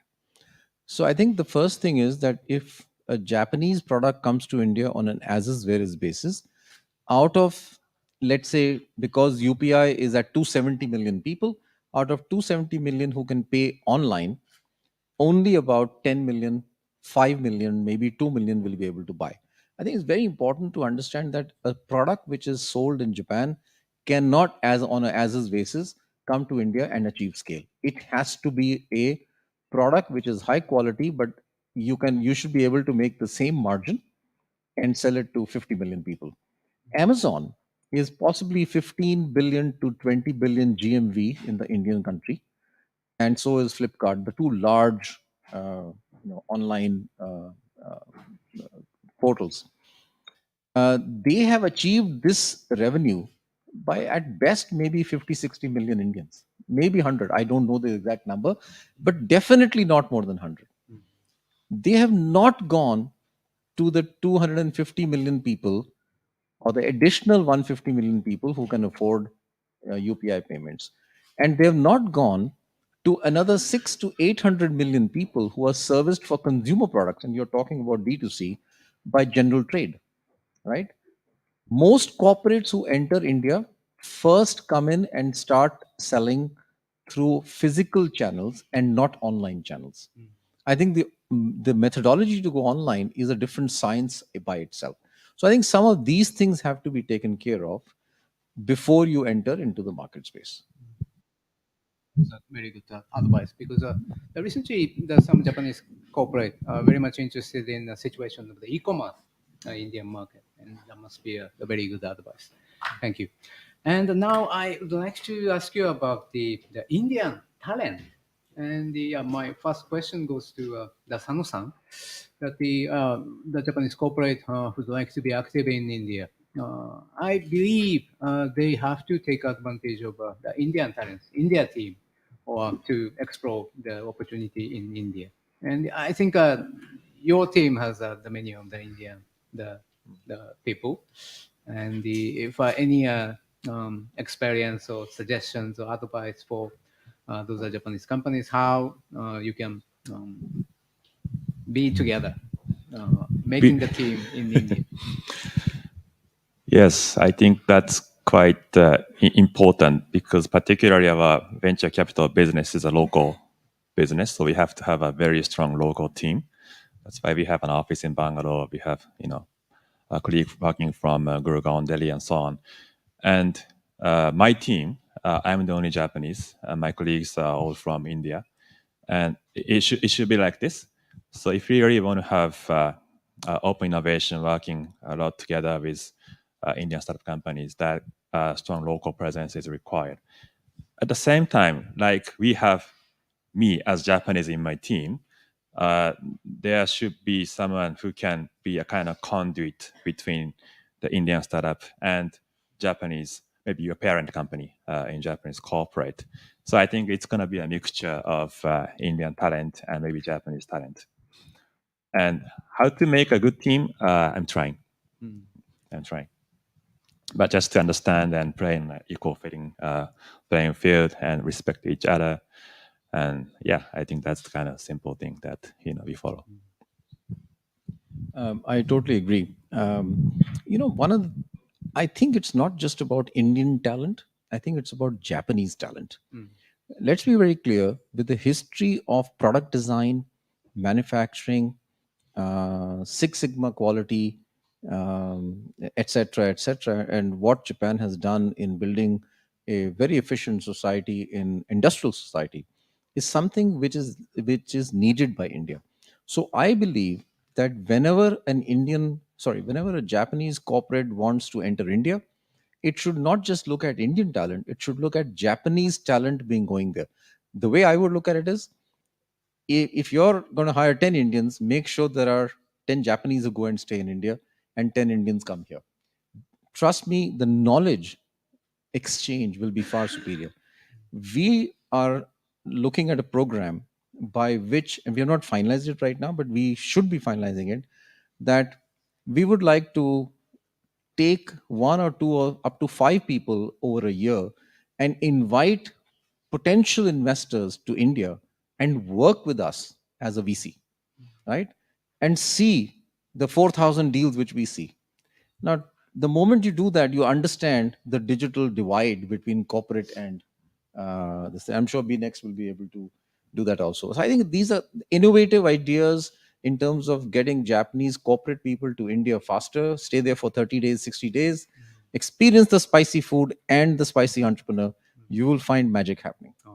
Yeah, but I'm just curious. That kind of the mutual exchange can happen in Silicon Valley in US or Silicon Valley, it's already happened. When Google sets up, there is a huge horde of people coming to India, and there's a huge horde of people going there. yeah, I questioned this because the Silicon Valley is a bit how can I say? It's a bit tough place for Japanese to just enter, and they are not so much a welcome. No, I think Japanese have a very big brand in India, very respectable brand, and most important is every single Indian who's in business and venture capital and entrepreneurs understand there is political friendship between India and Japan. There is industrial success between India and Japan in automotive as well as infrastructure. And I believe the next phase of the industrial of the collaboration is digital India and digital Japan collaborating. That is something which has to be worked upon. It won't happen automatically. Yeah, very much. The mutual the exchange has to happen. Thank you very much. And yes, now we talked about how we can mutually exchange in the team. But how do you think about the concept of the kind of the aki hire, the kind of the concept? I mean, those are Japanese corporate can um, take those the Indian management talent by working together with the Indian startups. It could be the opportunity for Japanese companies to take those the global management talent from India through these startups. Do you get my question? Answer is yes. Once you decide that there's a talent exchange which is going to benefit both sides, and you want to acquire Indian talent, you can hire them, you can acqui-hire them. I mean, those are methods to go to the ultimate goal. Thank you very much. Yeah, because the Kameda confectionery, Kameda Seika, then they have the Indian the MD, and recently more Japanese companies, one by one, of course, but they have Indian executives, the MDs, and that should be more, we believe. So I think that this kind of activity can also be the chance for them to do that. Thank you very much. And yeah, Sano-san, it's almost the last question. How do you think about those Japanese corporate working with the Indian Institute For example, JETRO has some the collaborator the project with IIT Hyderabad. We call it the Japan Day. But we believe there has to be more kind of the chances for the Japanese corporate to take advantage of the Indian institute for their innovation or even getting the talent, exchange the talent. Yes, I fully agree. We, Beyond Next Ventures, also have signed an MOU with IIT Hyderabad last year. And then, in fact, not only Japanese corporates, but startup companies in Japan, some of our portfolio companies, we encourage them to go to India for their business expansion. And not only for business expansion, but also for the talent. When you say talent, it's not only about engineers, but also for the management talent. They are great talent. And then for them to go to India, potentially, for example, IIT Hyderabad or university or those research centers could be their hub for their business or for their incubation or for them to disseminate your products to Indian market, or that could be used as a hub for them to go further global through India. So there could be a lot of potentials. And also, if you look at IIT Hyderabad, or just a few days ago, we had an event with IIT Bombay. There could be a lot of potential for Japanese corporates and startups to have, say, joint research, for example, for their business development R&D. And also, more importantly, they have an access to great talent in those universities in the future as an internship and fresh hiring and so on. So there could be very much potential for Japanese corporates partnering with those parties in India, including universities. No, I think there are many. I mean, for instance, there's an institute called BIRAC, which is 60 incubators in the biotech space with over 600 startups incubated by them. And now, most people in biotech space in Japan may not know about it. I'm sure you've heard of BIRAC, right? Now, I just want to say one thing. We are working with Deloitte right now on the same process. We are going to take a delegation of about 25 corporates and financial institutions to India on the 10th, 11th, 12th, 13th, 14th of October in 2023. And the reason for that is we want to showcase what's happening in India. That's it. We'll take them to IIT Bombay, which you've seen. We'll take them to Bombay in terms of some companies which are operating. We'll take them to Pune and Barak. We'll take them to Bangalore. We'll take them to Delhi and show the lens card factory overall. So there are many initiatives which I think JETRO, BNext, and we could do. And we've finalized this one, and we'll work with Deloitte to invite 25 such people for 4-5 days and showcase India on the startup side. Yeah, very interesting. So Deruto-san, allow JETRO to join that event too. Thank you very much. And yeah, taking this great opportunity, we'd like to have any question from the floor. And if you have any questions to these panelists, I'd like to take. もしめんどくさかったらもう日本語でも構いませんので、よかったらどうでしょうか。はい、please. My question is to. Oh, yes, yes. My question is to Mr. Sudhir Sethi. So, thank you for your presentation. So, you mentioned about the investment, the VC culture in happening in India, but in Japan, being the Japanese culture is that it's very risk averse. It's very hard to get the investors invest in India. The VC culture has not been existing for a very long time, and it's only starting very recently. So for the Japanese investors coming to India, they're mostly the factories and all the companies setting up their operations in India, than as actually VC itself investing in Indian startups. So how, in that kind of a situation, how do you expect the Japanese companies to make investments as part of the startup culture in India? And especially given the fact that, like Suzuki-san pointed out, the income gap or the gap between the rich and poor is very huge as when you compare that with Japan. So that's a kind of challenge that the Japanese companies or the VCs might face. I am extremely fond of Japanese culture. I'm not saying it's bad, but I'm.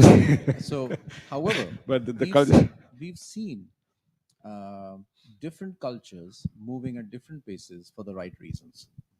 What happens, in my view, is deeper knowledge of another country, in this case, deeper knowledge of the startup ecosystem in that country will enable speedy investments to happen. If the knowledge is not high enough and the interaction is not high enough, then there will be longer decision cycles. So I think the only recommendation I make is corporates who think India is going to be part of this strategy for the next 20, 30 years must spend time and energy and a little bit of money to find out whether they want to focus on India now or postpone that decision 5 years from now. That's it. There's nothing else required. Which is why we are taking a delegation here, saying we think it's going to be now. 25 corporate VCs, please come, or corporate financial institutions, please come. Now, I'm sure BNext is also educating Japanese investors, JETROs. The more knowledge you have, your decision to speed up or slow down will be faster. That's all which is required, nothing else. Okay. Any other question? I can take one if you have. No,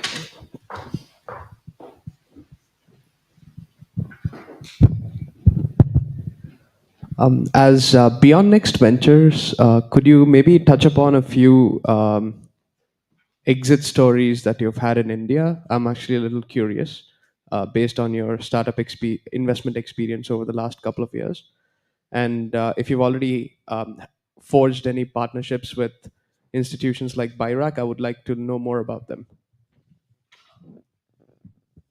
Thank you so much. Thank you for your question. The number is not as great as Chiratis. We've made 14 investments, and we had one positive exit through M&A.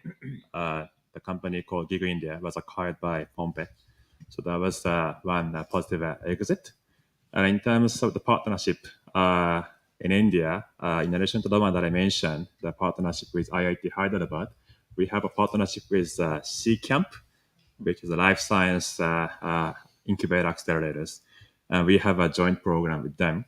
And then we kind of welcome a lot of business ideas and technologies, seed early stage startup companies. Every time we receive a lot of applications. So that is how we partner with those local ecosystem to have access to greater deals in India. Thank you. Okay, so now we'd like to conclude, and actually I cannot summarize this session. Well, my very how can I say, the big understanding is that we need accumulation of knowledge about India, but it will take time. But maybe India will allow us to do that, while maybe US will not allow us. So it's not too late, and of course the Deloitte will organize a very interesting delegation, and we also continue to work for this kind of the matchmaking between corporate and Indian startups. So please join us, and thank you very much for your the valuable comments, and we will conclude this session.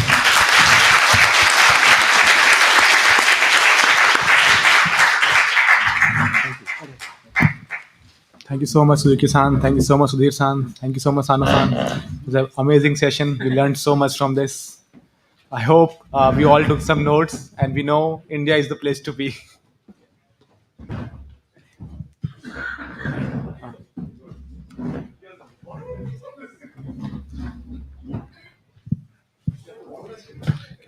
Moving on to the third session, success stories from India-Japan corridor. At the starting of the seminar, I was mentioning about how Suzuki was a great success story 1980s and 90s, and now we are coming up with a lot more success stories. So we discussed Lenskart, we discussed Uniqlo, so many things, and now we have a few more to discuss in this session. The session will be moderated by Nagatsu-san, who is India Japan Service Group leader for the whole of Deloitte Tomatsu Group.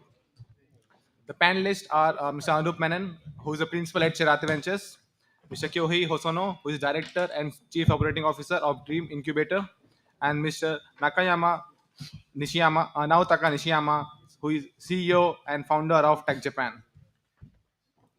So it's a brief profile of the moderator Nagatsu-san.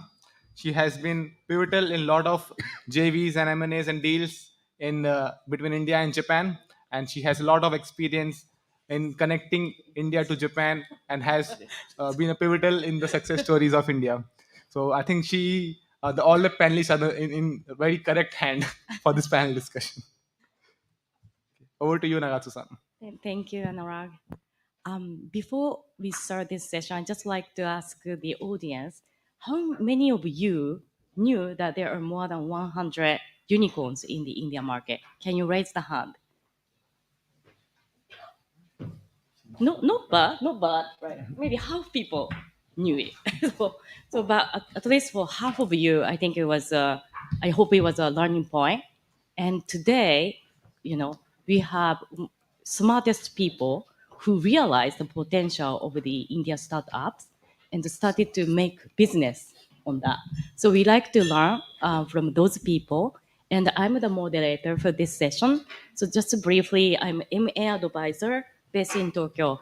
But I decided to take this India-Japan, Japanese services group leader role last year because not only because I love, Bollywood, Indian food and cultures and people, but also I realized that there is a huge opportunity for Japanese corporations, my clients, and startup innovation opportunities as well. So we like to begin from, if you don't mind, if you could start from self-introduction of yourself and maybe, about the company as well. That would be great. Maybe start with Anup-san.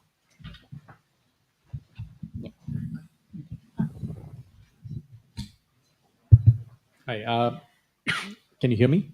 Yeah. My name is Anup. I'm a principal in the investment team at Chirate, which Sudhir is the founding chairman of. I lead consumer tech as a sector in terms of focusing and investing in consumer tech in India, Indian startups. I also look at East Asia from investor relations, corporate relations, and partnerships perspective.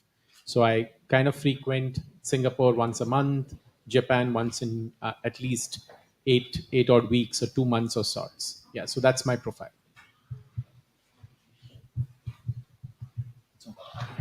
Konnichiwa. My name is Hosono. I'm a COO of the Dream Incubator Inc. Dream Incubator is a Japanese strategic consulting firm, as well as we are doing the venture capital investment in Japan and in India. We have been in India for more than, I think it's 10 years. Originally, we started our business for consulting for Japanese companies to come to India. But for last 6 or 7 years, we are shifting to the venture capital investment. And so far, we made 32 investments in India, around 30 to 40 million US dollars. And so far, it's going pretty successful. And then we are supporting many Japanese large corporations and venture companies to expand into the India by making a partnership between our investees and the Japanese companies. Thank you very much. Thank you for having me. My name is Naotaka Nishiyama. I'm founder CEO at Tech Japan. So Tech Japan is an HR human resource tech company. Provides a direct recruiting platform utilizing Japan's largest database of highly Indian skilled engineers for Japanese tech companies. So we have been collaborating with top universities in India, such as IITs, IIMs, NIT, Triple IIT, and so forth.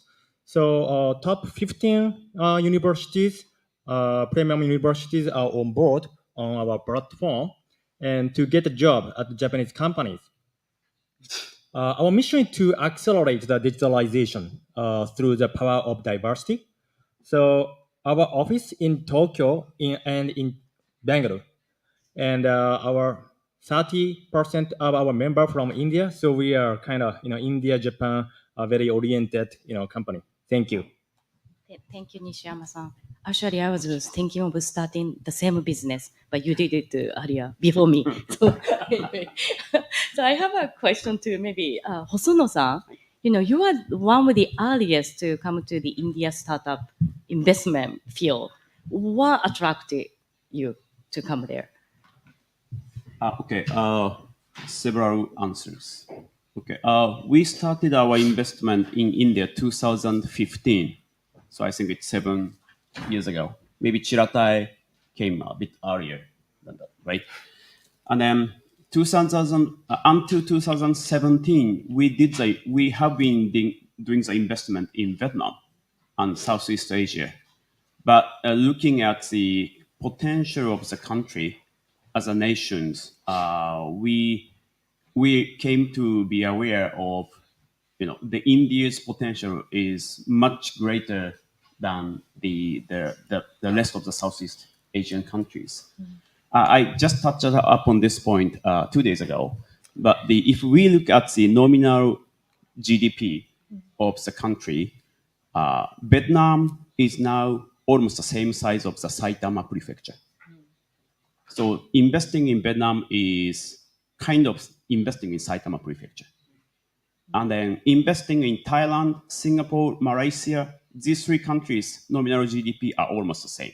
GDP per capita is different, but because of the population is different. So if we multiply, almost the same size. And they are almost the same size with like Osaka or Nagoya in terms of the size of the economy. While the India, within a few years, it's getting to the same size of Japan after several years. So do we invest in Vietnam or do we invest in Thailand or should we invest in India? The answer seems to be quite clear for us. So, but that was 6 years ago. At the moment, the India's GDP was just half of Japan. But the 7.5% growth, that is a magic number. With this 7.5% numbers, then after 10 years, the economy will become double. And then India, after 2015, has a continuous growth of around 7.5%. Now it's 2023. So they are catching up with Japan within 2 years. I see. How come there were this 10 unicorns in Japan yet, right? What do you think is driving the difference? Actually, yeah, in Japan we have 10 unicorns, and in India 100 unicorns. Right, 222 actually. Right. 2 years ago, 30 or 3 years ago, we just have 20 or 30. So it's increasing dramatically for us 2 or 3 years during the COVID-19. The digitalization of India's economy was much more accelerated. And then India is the country where the negative impact of the coronavirus is, I think, maybe the smallest among the other countries. While on the other hand, the digitalization and then acceleration of the venture, the business is much more advanced during the COVID-19. And then I think the population matters. The size of the economy is big. Right. The size of the population is huge. So it's quite understandable that India has now the 100 unicorns. And from our portfolio, we have only 30 companies, but fortunately, 2 is already unicorn. Right. And the 4 is going to be unicorn. What we call it a soonicorn, soon unicorn. So if we invest in Japan, 6 unicorn or soonicorn out of 30 is it's impossible. I see. So because of that, this is maybe good or bad, but we decided not to invest in Japan 2 years ago. So we carved out our venture capital department of Japan. So we are now focusing in India. I see. I have more questions on that. How you distinguish Sunikon to like never corn, right? Never, never. But I'll come. Maybe I'll Maybe go I will back give to this to yeah, Japanese. yeah. So maybe can you? I know you are really the expert in consumer tech. Can you kindly provide us the overview of the consumer tech, environment? Sure. I think, like every other venture or startup ecosystem in the world, I think the first wave of venture startups will begin with consumer, right? That's how even US, Europe, all of these countries have sort of begun. And so same was the case with India. Fortunately, I think Chirate also sort of started investing at that particular similar period, which was around 2006 when we formed ourselves. So amongst our 8 unicorns, if I'm not wrong, at least 5 of them are in the consumer tech space. You would have heard of Flipkart, which was taken over by Walmart. So we had entered that through an earlier company called Mintra, which is India's largest fashion marketplace. We are the earliest investors in Lenskart, which Sudhir talked about. FirstCry, which is the world's largest parenting and baby care platform, commerce platform. We are there in companies like Global Bees, which is a Thrasio or a House of Brands equivalent narrative in India, and many others, right? So, to that extent, I think we have seen consumer tech grow from what was a very horizontal kind of a marketplace model to extremely verticalized niches which have come out in different sectors, right? So, today, when we look at what's lying ahead in consumer, again, I think it was touched upon that today many of these businesses, so a first cry or a Lenskart's 600 million track record or revenue run rates is just coming from about 20 to 25 million user base. So there is still that entire, say, even if you look at UPI as a benchmark of 270 million, there is still 250 million of people for whom products and services are still needed and who are yet to digitally transact, right? So we believe that that wave of building products and services for that segment will be a very key driver. Already D2C companies, brands are doing it. Where we believe the differentiation will lie is in brands which start owning the entire end-to-end full stack, right? They need to own the product, the manufacturing, the core product differentiation capabilities, rather than just being trading marketplaces. So we want deeper D2C, technology-driven D2C brands to come out, and we would love to back them. Clearly, social commerce as a first wave has already seen evolve in India.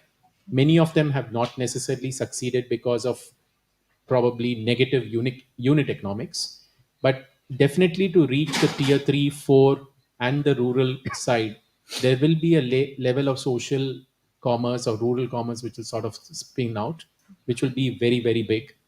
Vernacular as a key lever, because today the transacting language for the 25-30 million transacting population is still predominantly English.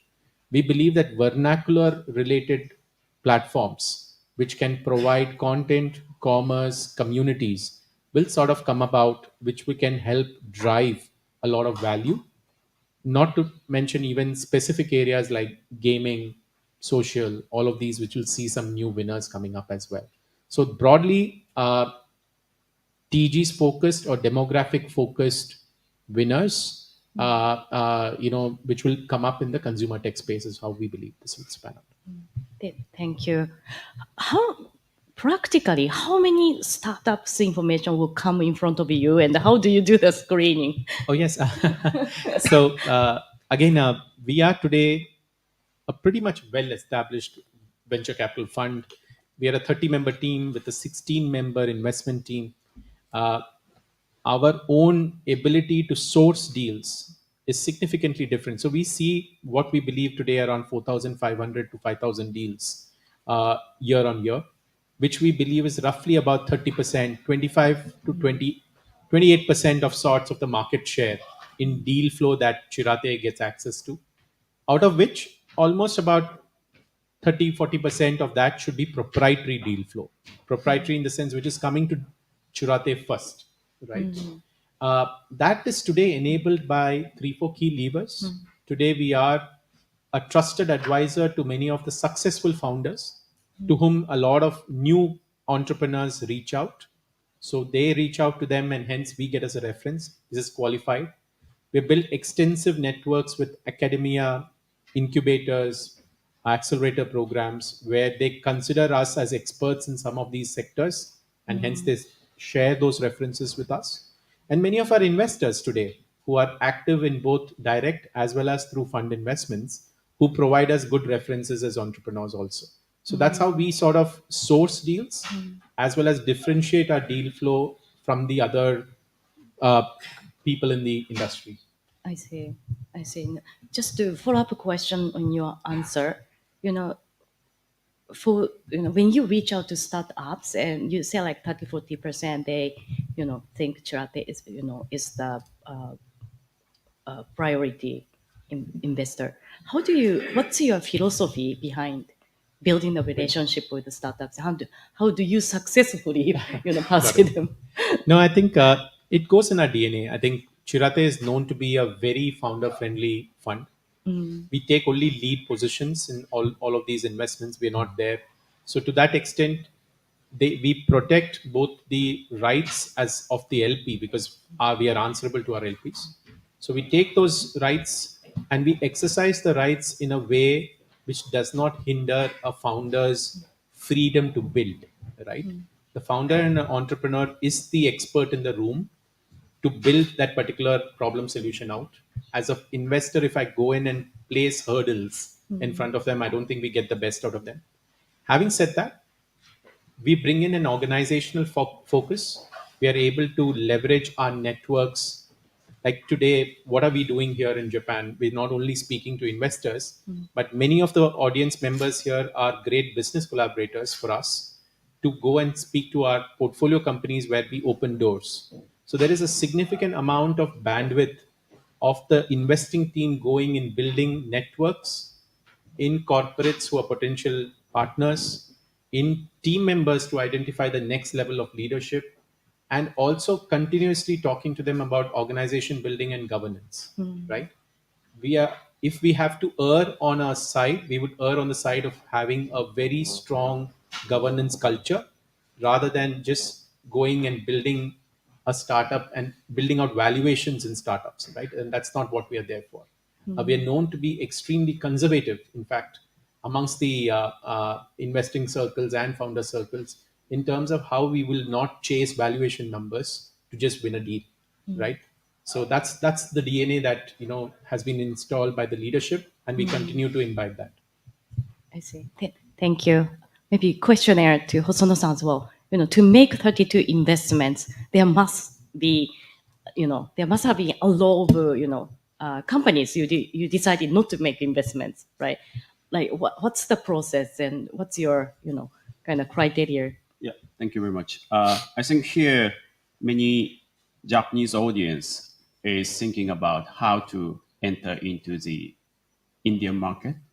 So my answer is to her is just somehow give some hints or insights to the audience. I think initial our entry and screening policy of the venture companies is what we call is in Japanese it's a kobanzame strategy. It's a kobanzame is a shark who is having a following the big right whale or big guys. Sticking to a bigger fish. Yes, right. and then having the bite. Right. Then originally we invested in the as a LP to the Bloom, which is another the big Indian venture capital as a LP, and we sent our people to the Bangalore and the Mumbai to see how the Indians ecosystem of the venture capital is, and we came to realize, oh, that seems to be really really interesting. So we decided to open our office, and then we send our people there. But even now, we still keep following the strategy that we co-invest with the big Indian venture capitals like Chirata. We have like 3 or 4 co-investments. We have like 10 co-investments with Bloom or Axel Partners or many other guys. And for Japanese companies, if there is some trouble with our investors, negotiating and fighting against with the Indians, individuals, the CEOs is quite tough. Right. So we rely that part on the venture capitalists. Right. And then, but we just not following as a Kobanzame, but we also have to show some of the values to the venture companies or the venture capitalists. Otherwise, we will not be invited. So what we are providing is we support the venture companies to come to Japan or Southeast Asia where we have a big office. Right. Because the Indian venture companies have quite a global mind. Even from the day one, when they start the businesses, they have some mind of expanding their businesses overseas, including Japan or East Asia or Southeast Asia. So we are offering to these companies, okay, hey, we will support you guys to come to the Japan or Southeast Asia. So we will co-invest with the Indian venture companies, the venture capitalists.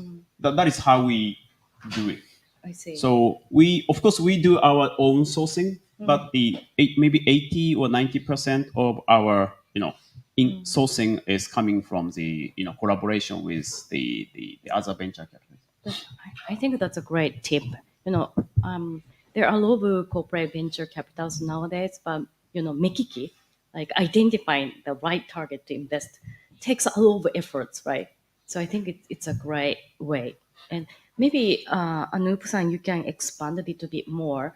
How do you see, more of strategic investors rather than like financial investors leveraging venture capital like yours? Sure. So just to let you know, we've been working with strategic investors, corporates now for across our 5 funds out of the 6, and this has been across almost about 12, 13 years, right?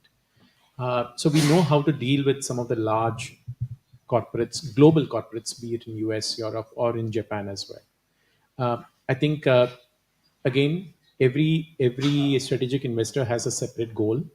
The idea is to try and align with what specific goals are they trying to derive through the investment, right?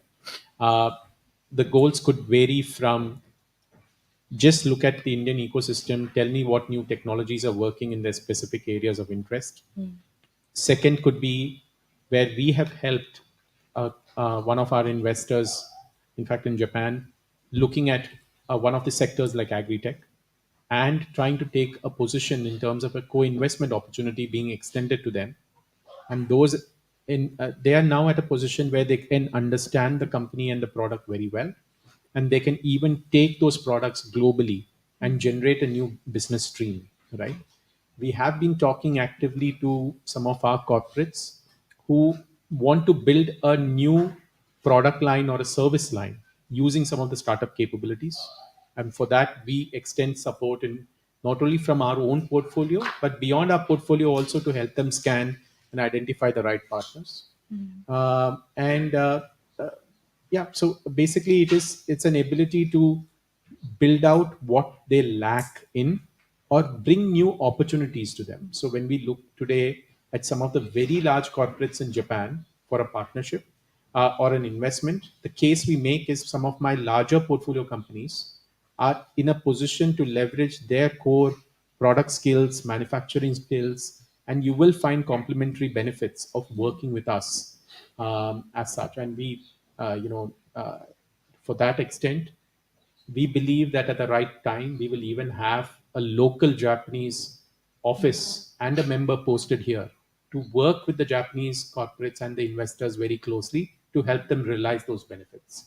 All right. We already have some 4 good partners who have come on board. We believe that we can expand that number to many more in the coming years. And we are staying committed to this geography and the corporates for that. Thank you. Thank you for your commitment to Japan. Thank you. So now a question to Nishiyama-san. We can of course leverage the technologies of startups. Another way is, directly retaining some of the DX resources, particularly we are lacking in the Japan market currently. Can you give us some of the examples how Japanese corporations use to your company to bridge the gap? Sure. Thank you very much. Yes. Before starting Tech Japan, so I worked at Deloitte, and then I was in charge of startup support for their growth in Deloitte Japan. And then when I was talking with the CEO of startups, so they always said really difficult to hire, especially engineers. And on the other hand, I visited India many times, more than 30 times maybe. And then I realized, oh, this is great opportunity from the talent perspective. So that's why we started Tech Japan. So this is my story. And then please let me, if possible, please let me show you the macro overview. So I prepared. Next slide, please. Yes. So, the demand, left graph shows the demand and the supply of IT talent in Japan. So we are already, short, and then, we will, foresee shortage of 450,000 people by 2030, right? And the collaborating with the global talent is must for us. And so which country? So this next question. And sorry, the previous slide. Yes, the right slide shows. So when we look at the STEM graduates by country, STEM stands for the science, technology, engineering, mathematics, so-called Rikkei Jinzai. So Japan only has 1%, but India has more than 20%. So this is a big opportunity between the India-Japan talent perspective. And then now the Japanese government are really keen to invite highly skilled talent. Please, next slide. So now the number of high skilled talent in Japan is increasing. But in 2018, the number is we have 50,000. But as I mentioned earlier, we need 450,000. So it's not enough, right? And then the red color is the majority. The red color is from China. How about India? India is orange, very small portion. So we have big opportunity. So that's why we started Tech Japan to bridge the gap. So we have to invite more Indian tech talent for Japanese company. So this is really important. And then, yes, little bit, touch on the success story stuff. Yes. So this is also really important matter because from the Indian talent perspective, they cannot imagine their career plan at Japanese company, right? They can imagine US or Europe because a lot of CEOs such as Google, Microsoft, Adobe, and so forth. So they can imagine. But how about Japan? They don't know what kind of opportunity we have, or how do we develop our career plan at Japanese companies. So that's why we need to show the role model, Indian role model, who work in Japan. So that's why we collaborate with JETRO-san and the Ministry of Economy, Trade and Industry Japan, so METI. So this report is about highly skilled Indian talent in leading Japanese businesses. And then we show, please, next.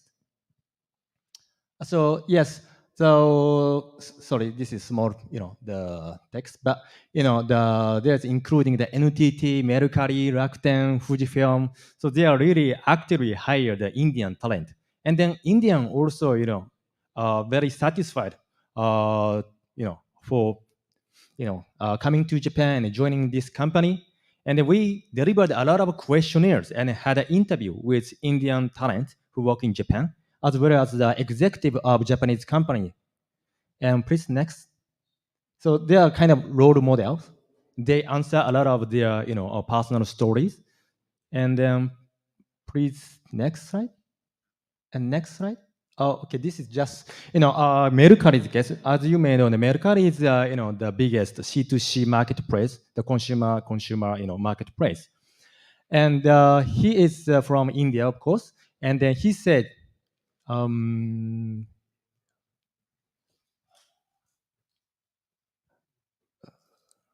next slide, please. Sorry. Oh, sorry, back. Yes, this one. Oh, back. Sorry, next one. Sorry. どこだ?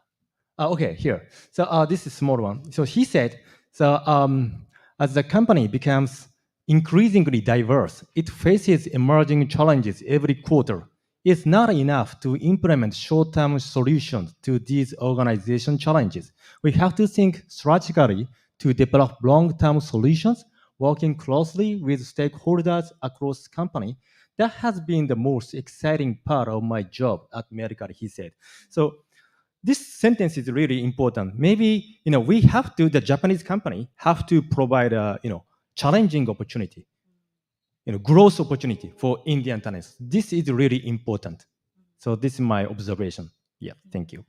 I also promote diversity, equity, inclusion for Deloitte as well. But still, I see a lot of hesitancy in Japanese corporations to use, talents from different backgrounds, right?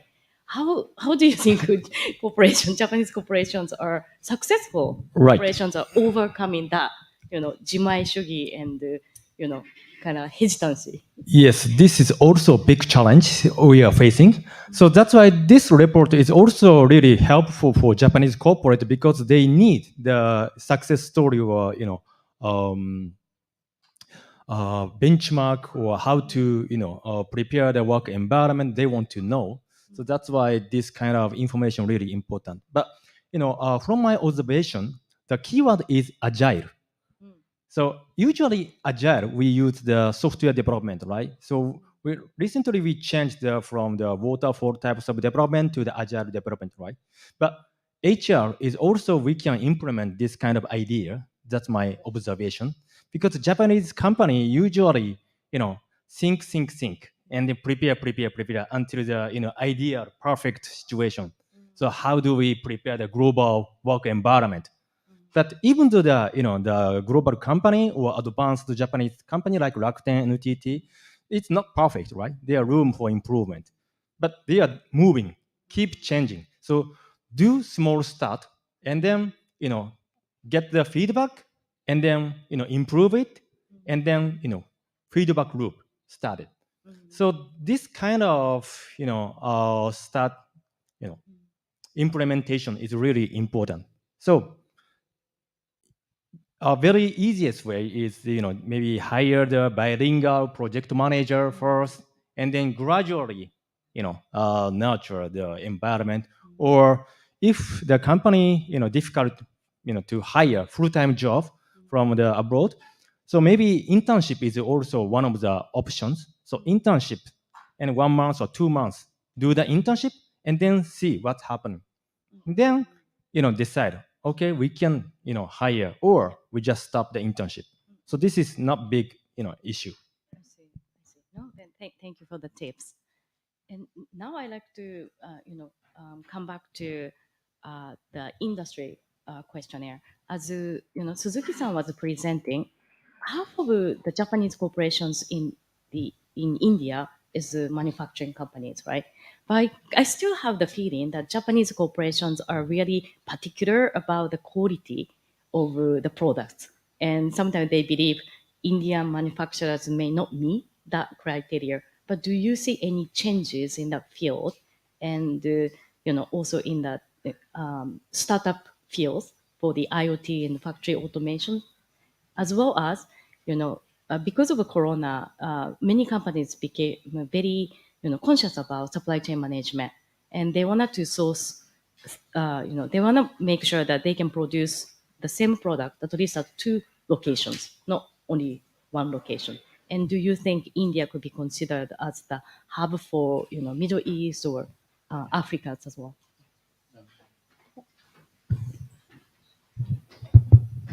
So clearly, the second one is very straightforward, and I think there are many success stories where large global corporations have made India the manufacturing hubs. This could be in the automotive space by Korean auto manufacturers. This could be in the iPhone space where Apple has set up one of their largest factories outside of China in India, and supplying today almost 25% of global exports is coming out through the Indian factories. And as the policy environment significantly enhances, I think you will see these clusters starting to develop in India, like how China, you had provincial clusters coming up for different types of products, building out expertise in those areas in this local geography coming up very soon. We just recent, I think Sudhir also mentioned in terms of 60% of North African two-wheelers market is controlled by the three major auto two-wheeler manufacturers from India as well. So India becoming a global manufacturing hub, and definitely as a China plus one strategy, I think is something which is evolving very, very strongly. uh, what is supporting that is the fact that apart from cheap labor, you're having a labor which is of a higher competency, more digitally savvy to adopt technology, rather than just looking at, say, some of the Southeast Asian countries where that index, maybe slightly lesser than compared to India, right, in terms of digital adoption and digital talent as such. Coming back to your first question in terms of overall product quality itself, the way we believe is, and at least in the venture ecosystem we can talk about, is venture as a play itself is iterative in nature, right? You will not wait to launch the perfect product at a seed or a series A stage. It's going to be iterative. As a venture investor, we understand some of those risks when we enter an investment opportunity. And as corporates who are backing some of these new initiatives, entering new markets, testing out new products, I think that mindset of being iterative needs to be inculcated to keep that process of innovation as a continuous process, because there's no perfect end state that you can reach, especially when today I think technology curves are at an exponential way, where if you miss a 3-year cycle or a 2-year cycle, you may actually miss out an entire product range itself, right? And that's how today many of the European countries have lost out in certain technology areas, whereas they were considered to be the best in certain engineering environments, right? So you don't want to be on that side of the curve. So we understand that product quality is going to be iterative. We understand that aspect, and hence, by the time a company is today reaching a scale of setting up an entire manufacturing plant, controlling all aspects of procurement to product distribution, at that stage is when quality perfection sort of kicks in, and to a degree where some of these products are easily exportable to some of the developed markets. So today when we all understand that UAE as a market is extremely an import oriented market, right? It's not that all production exists there, and predominantly it has been European countries and US which has dominated the brand space in UAE. For a Indian baby care company to go there and capture 40% market share in a state like in a country like Saudi Arabia, and now entering UAE, obviously product quality will be superior, because otherwise they will have no way to survive. So it is a early stage bet on product quality, going to a point where at the right time when they go international, quality will become proper and you will become consistent to global standards, is what the bet is on, right? uh, Today there are innumerable examples of Indian products which have gone global. Even if you look at software products which we use day to day by Google, Adobe, be it any of the global majors, all those products are being built by Indian engineers or the Indian teams sitting in Bangalore, Hyderabad, Pune, and the likes. So there is capability to build world-class products. But in venture, please keep in mind that that's going to be an iterative process. You're not going to get it right at the seed stage itself, because that's not what we want. We want them to test the product, gain feedback, build and better improve their product quality. Thank you for the great insights. I have 20 more questions, but before I ask that, I like to, provide the opportunity for audience to ask questions to panelists.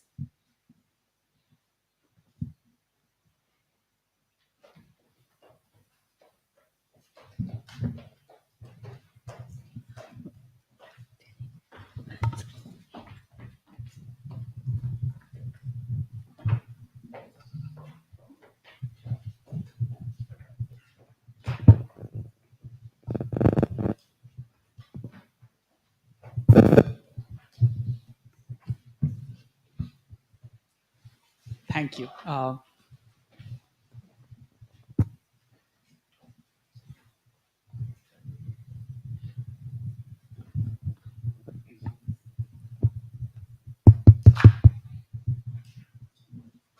Thank you for the excellent discussion. So I'm Dave, CPO at Tech Japan.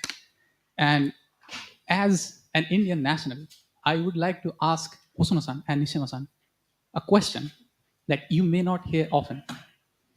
So as companies, we are here and we have made such an excellent success stories over the past years as company. But I would like to ask you a personal question. So you are Japanese nationals, you're eating Japanese food, you're living the Japanese lifestyle. So what was the inflection point? Where did you think that I want to invest my next few years towards India? If only we can understand that, then we can only raise the awareness at a mass level. So please tell us about your personal story. What made you think that I want to invest my next few years towards India?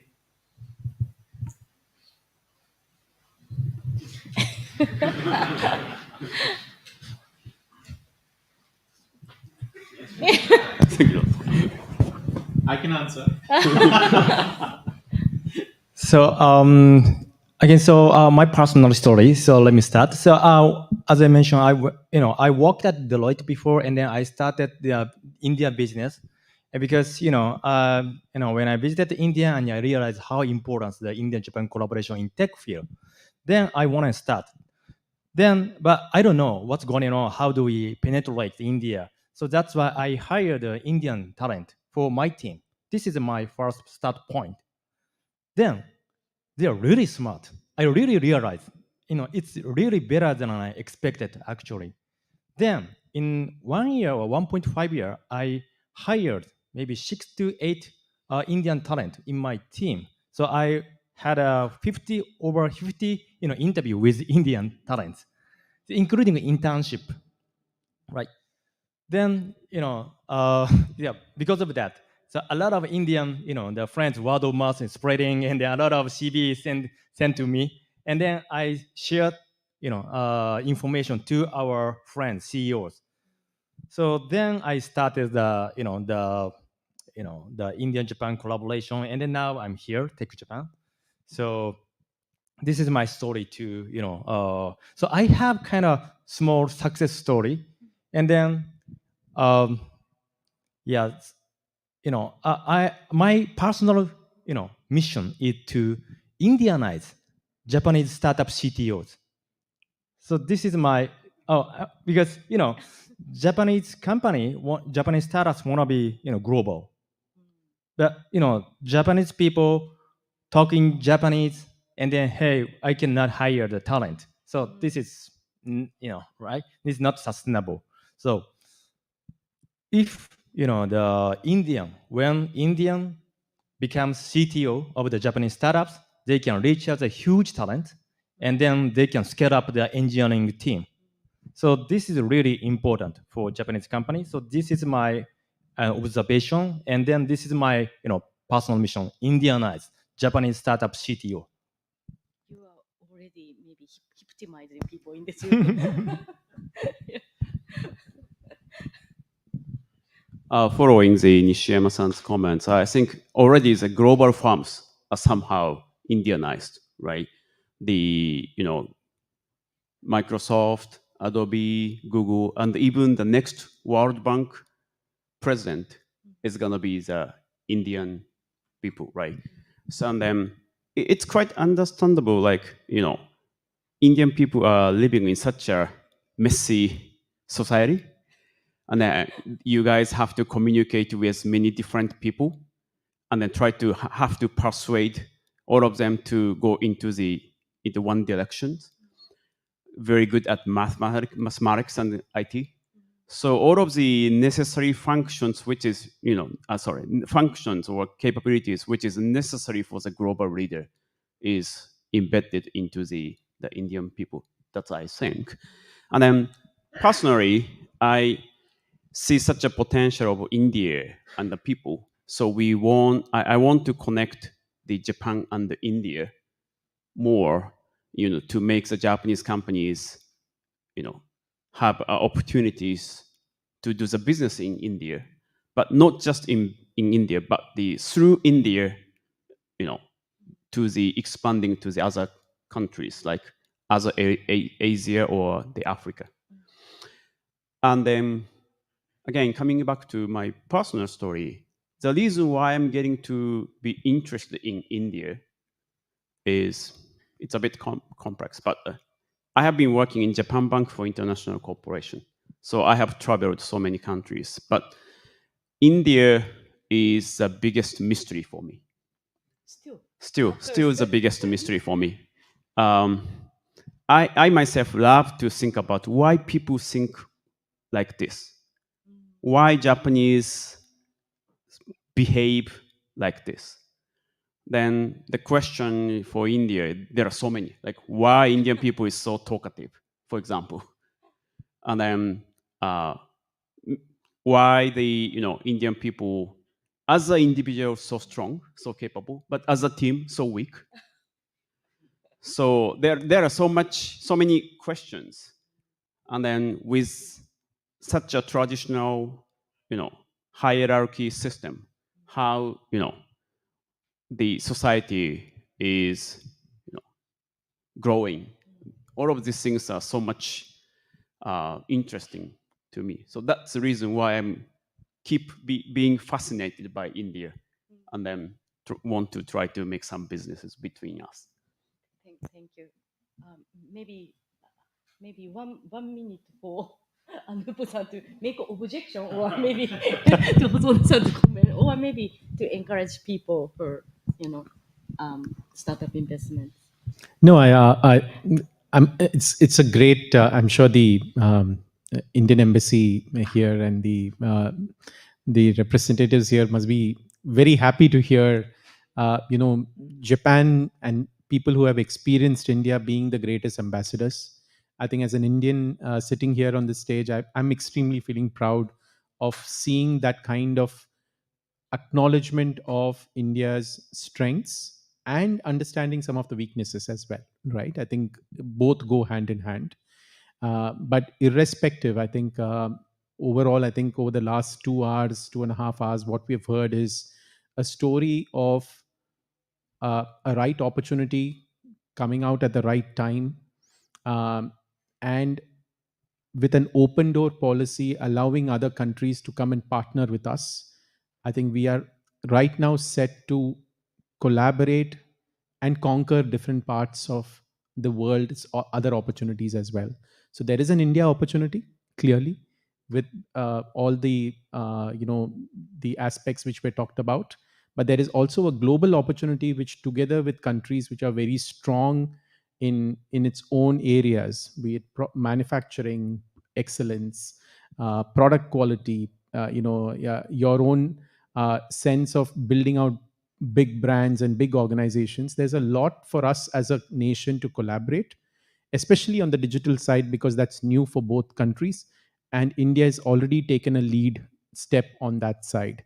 So we welcome, again, just reiterating what Sudhir mentioned, if there are corporates who are interested, obviously there are people here, not only us, but also Beyond Next, Dream, many other funds as well who have experienced India.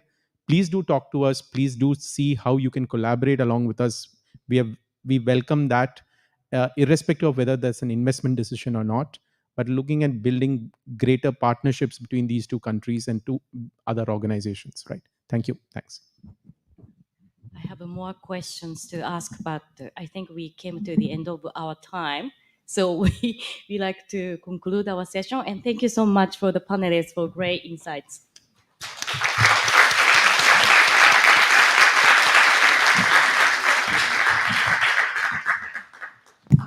Thank you so much, Nagatsu-san. Thank you so much, Anup-san. Thank you so much, Hosono-san. Thank you so much, Nishiyama-san. It was an amazing discussion. We learned so much, and we hope we take good points from here and try and connect more, ignite more Kindles in India-Japan corridor. So with this, the event comes to an end.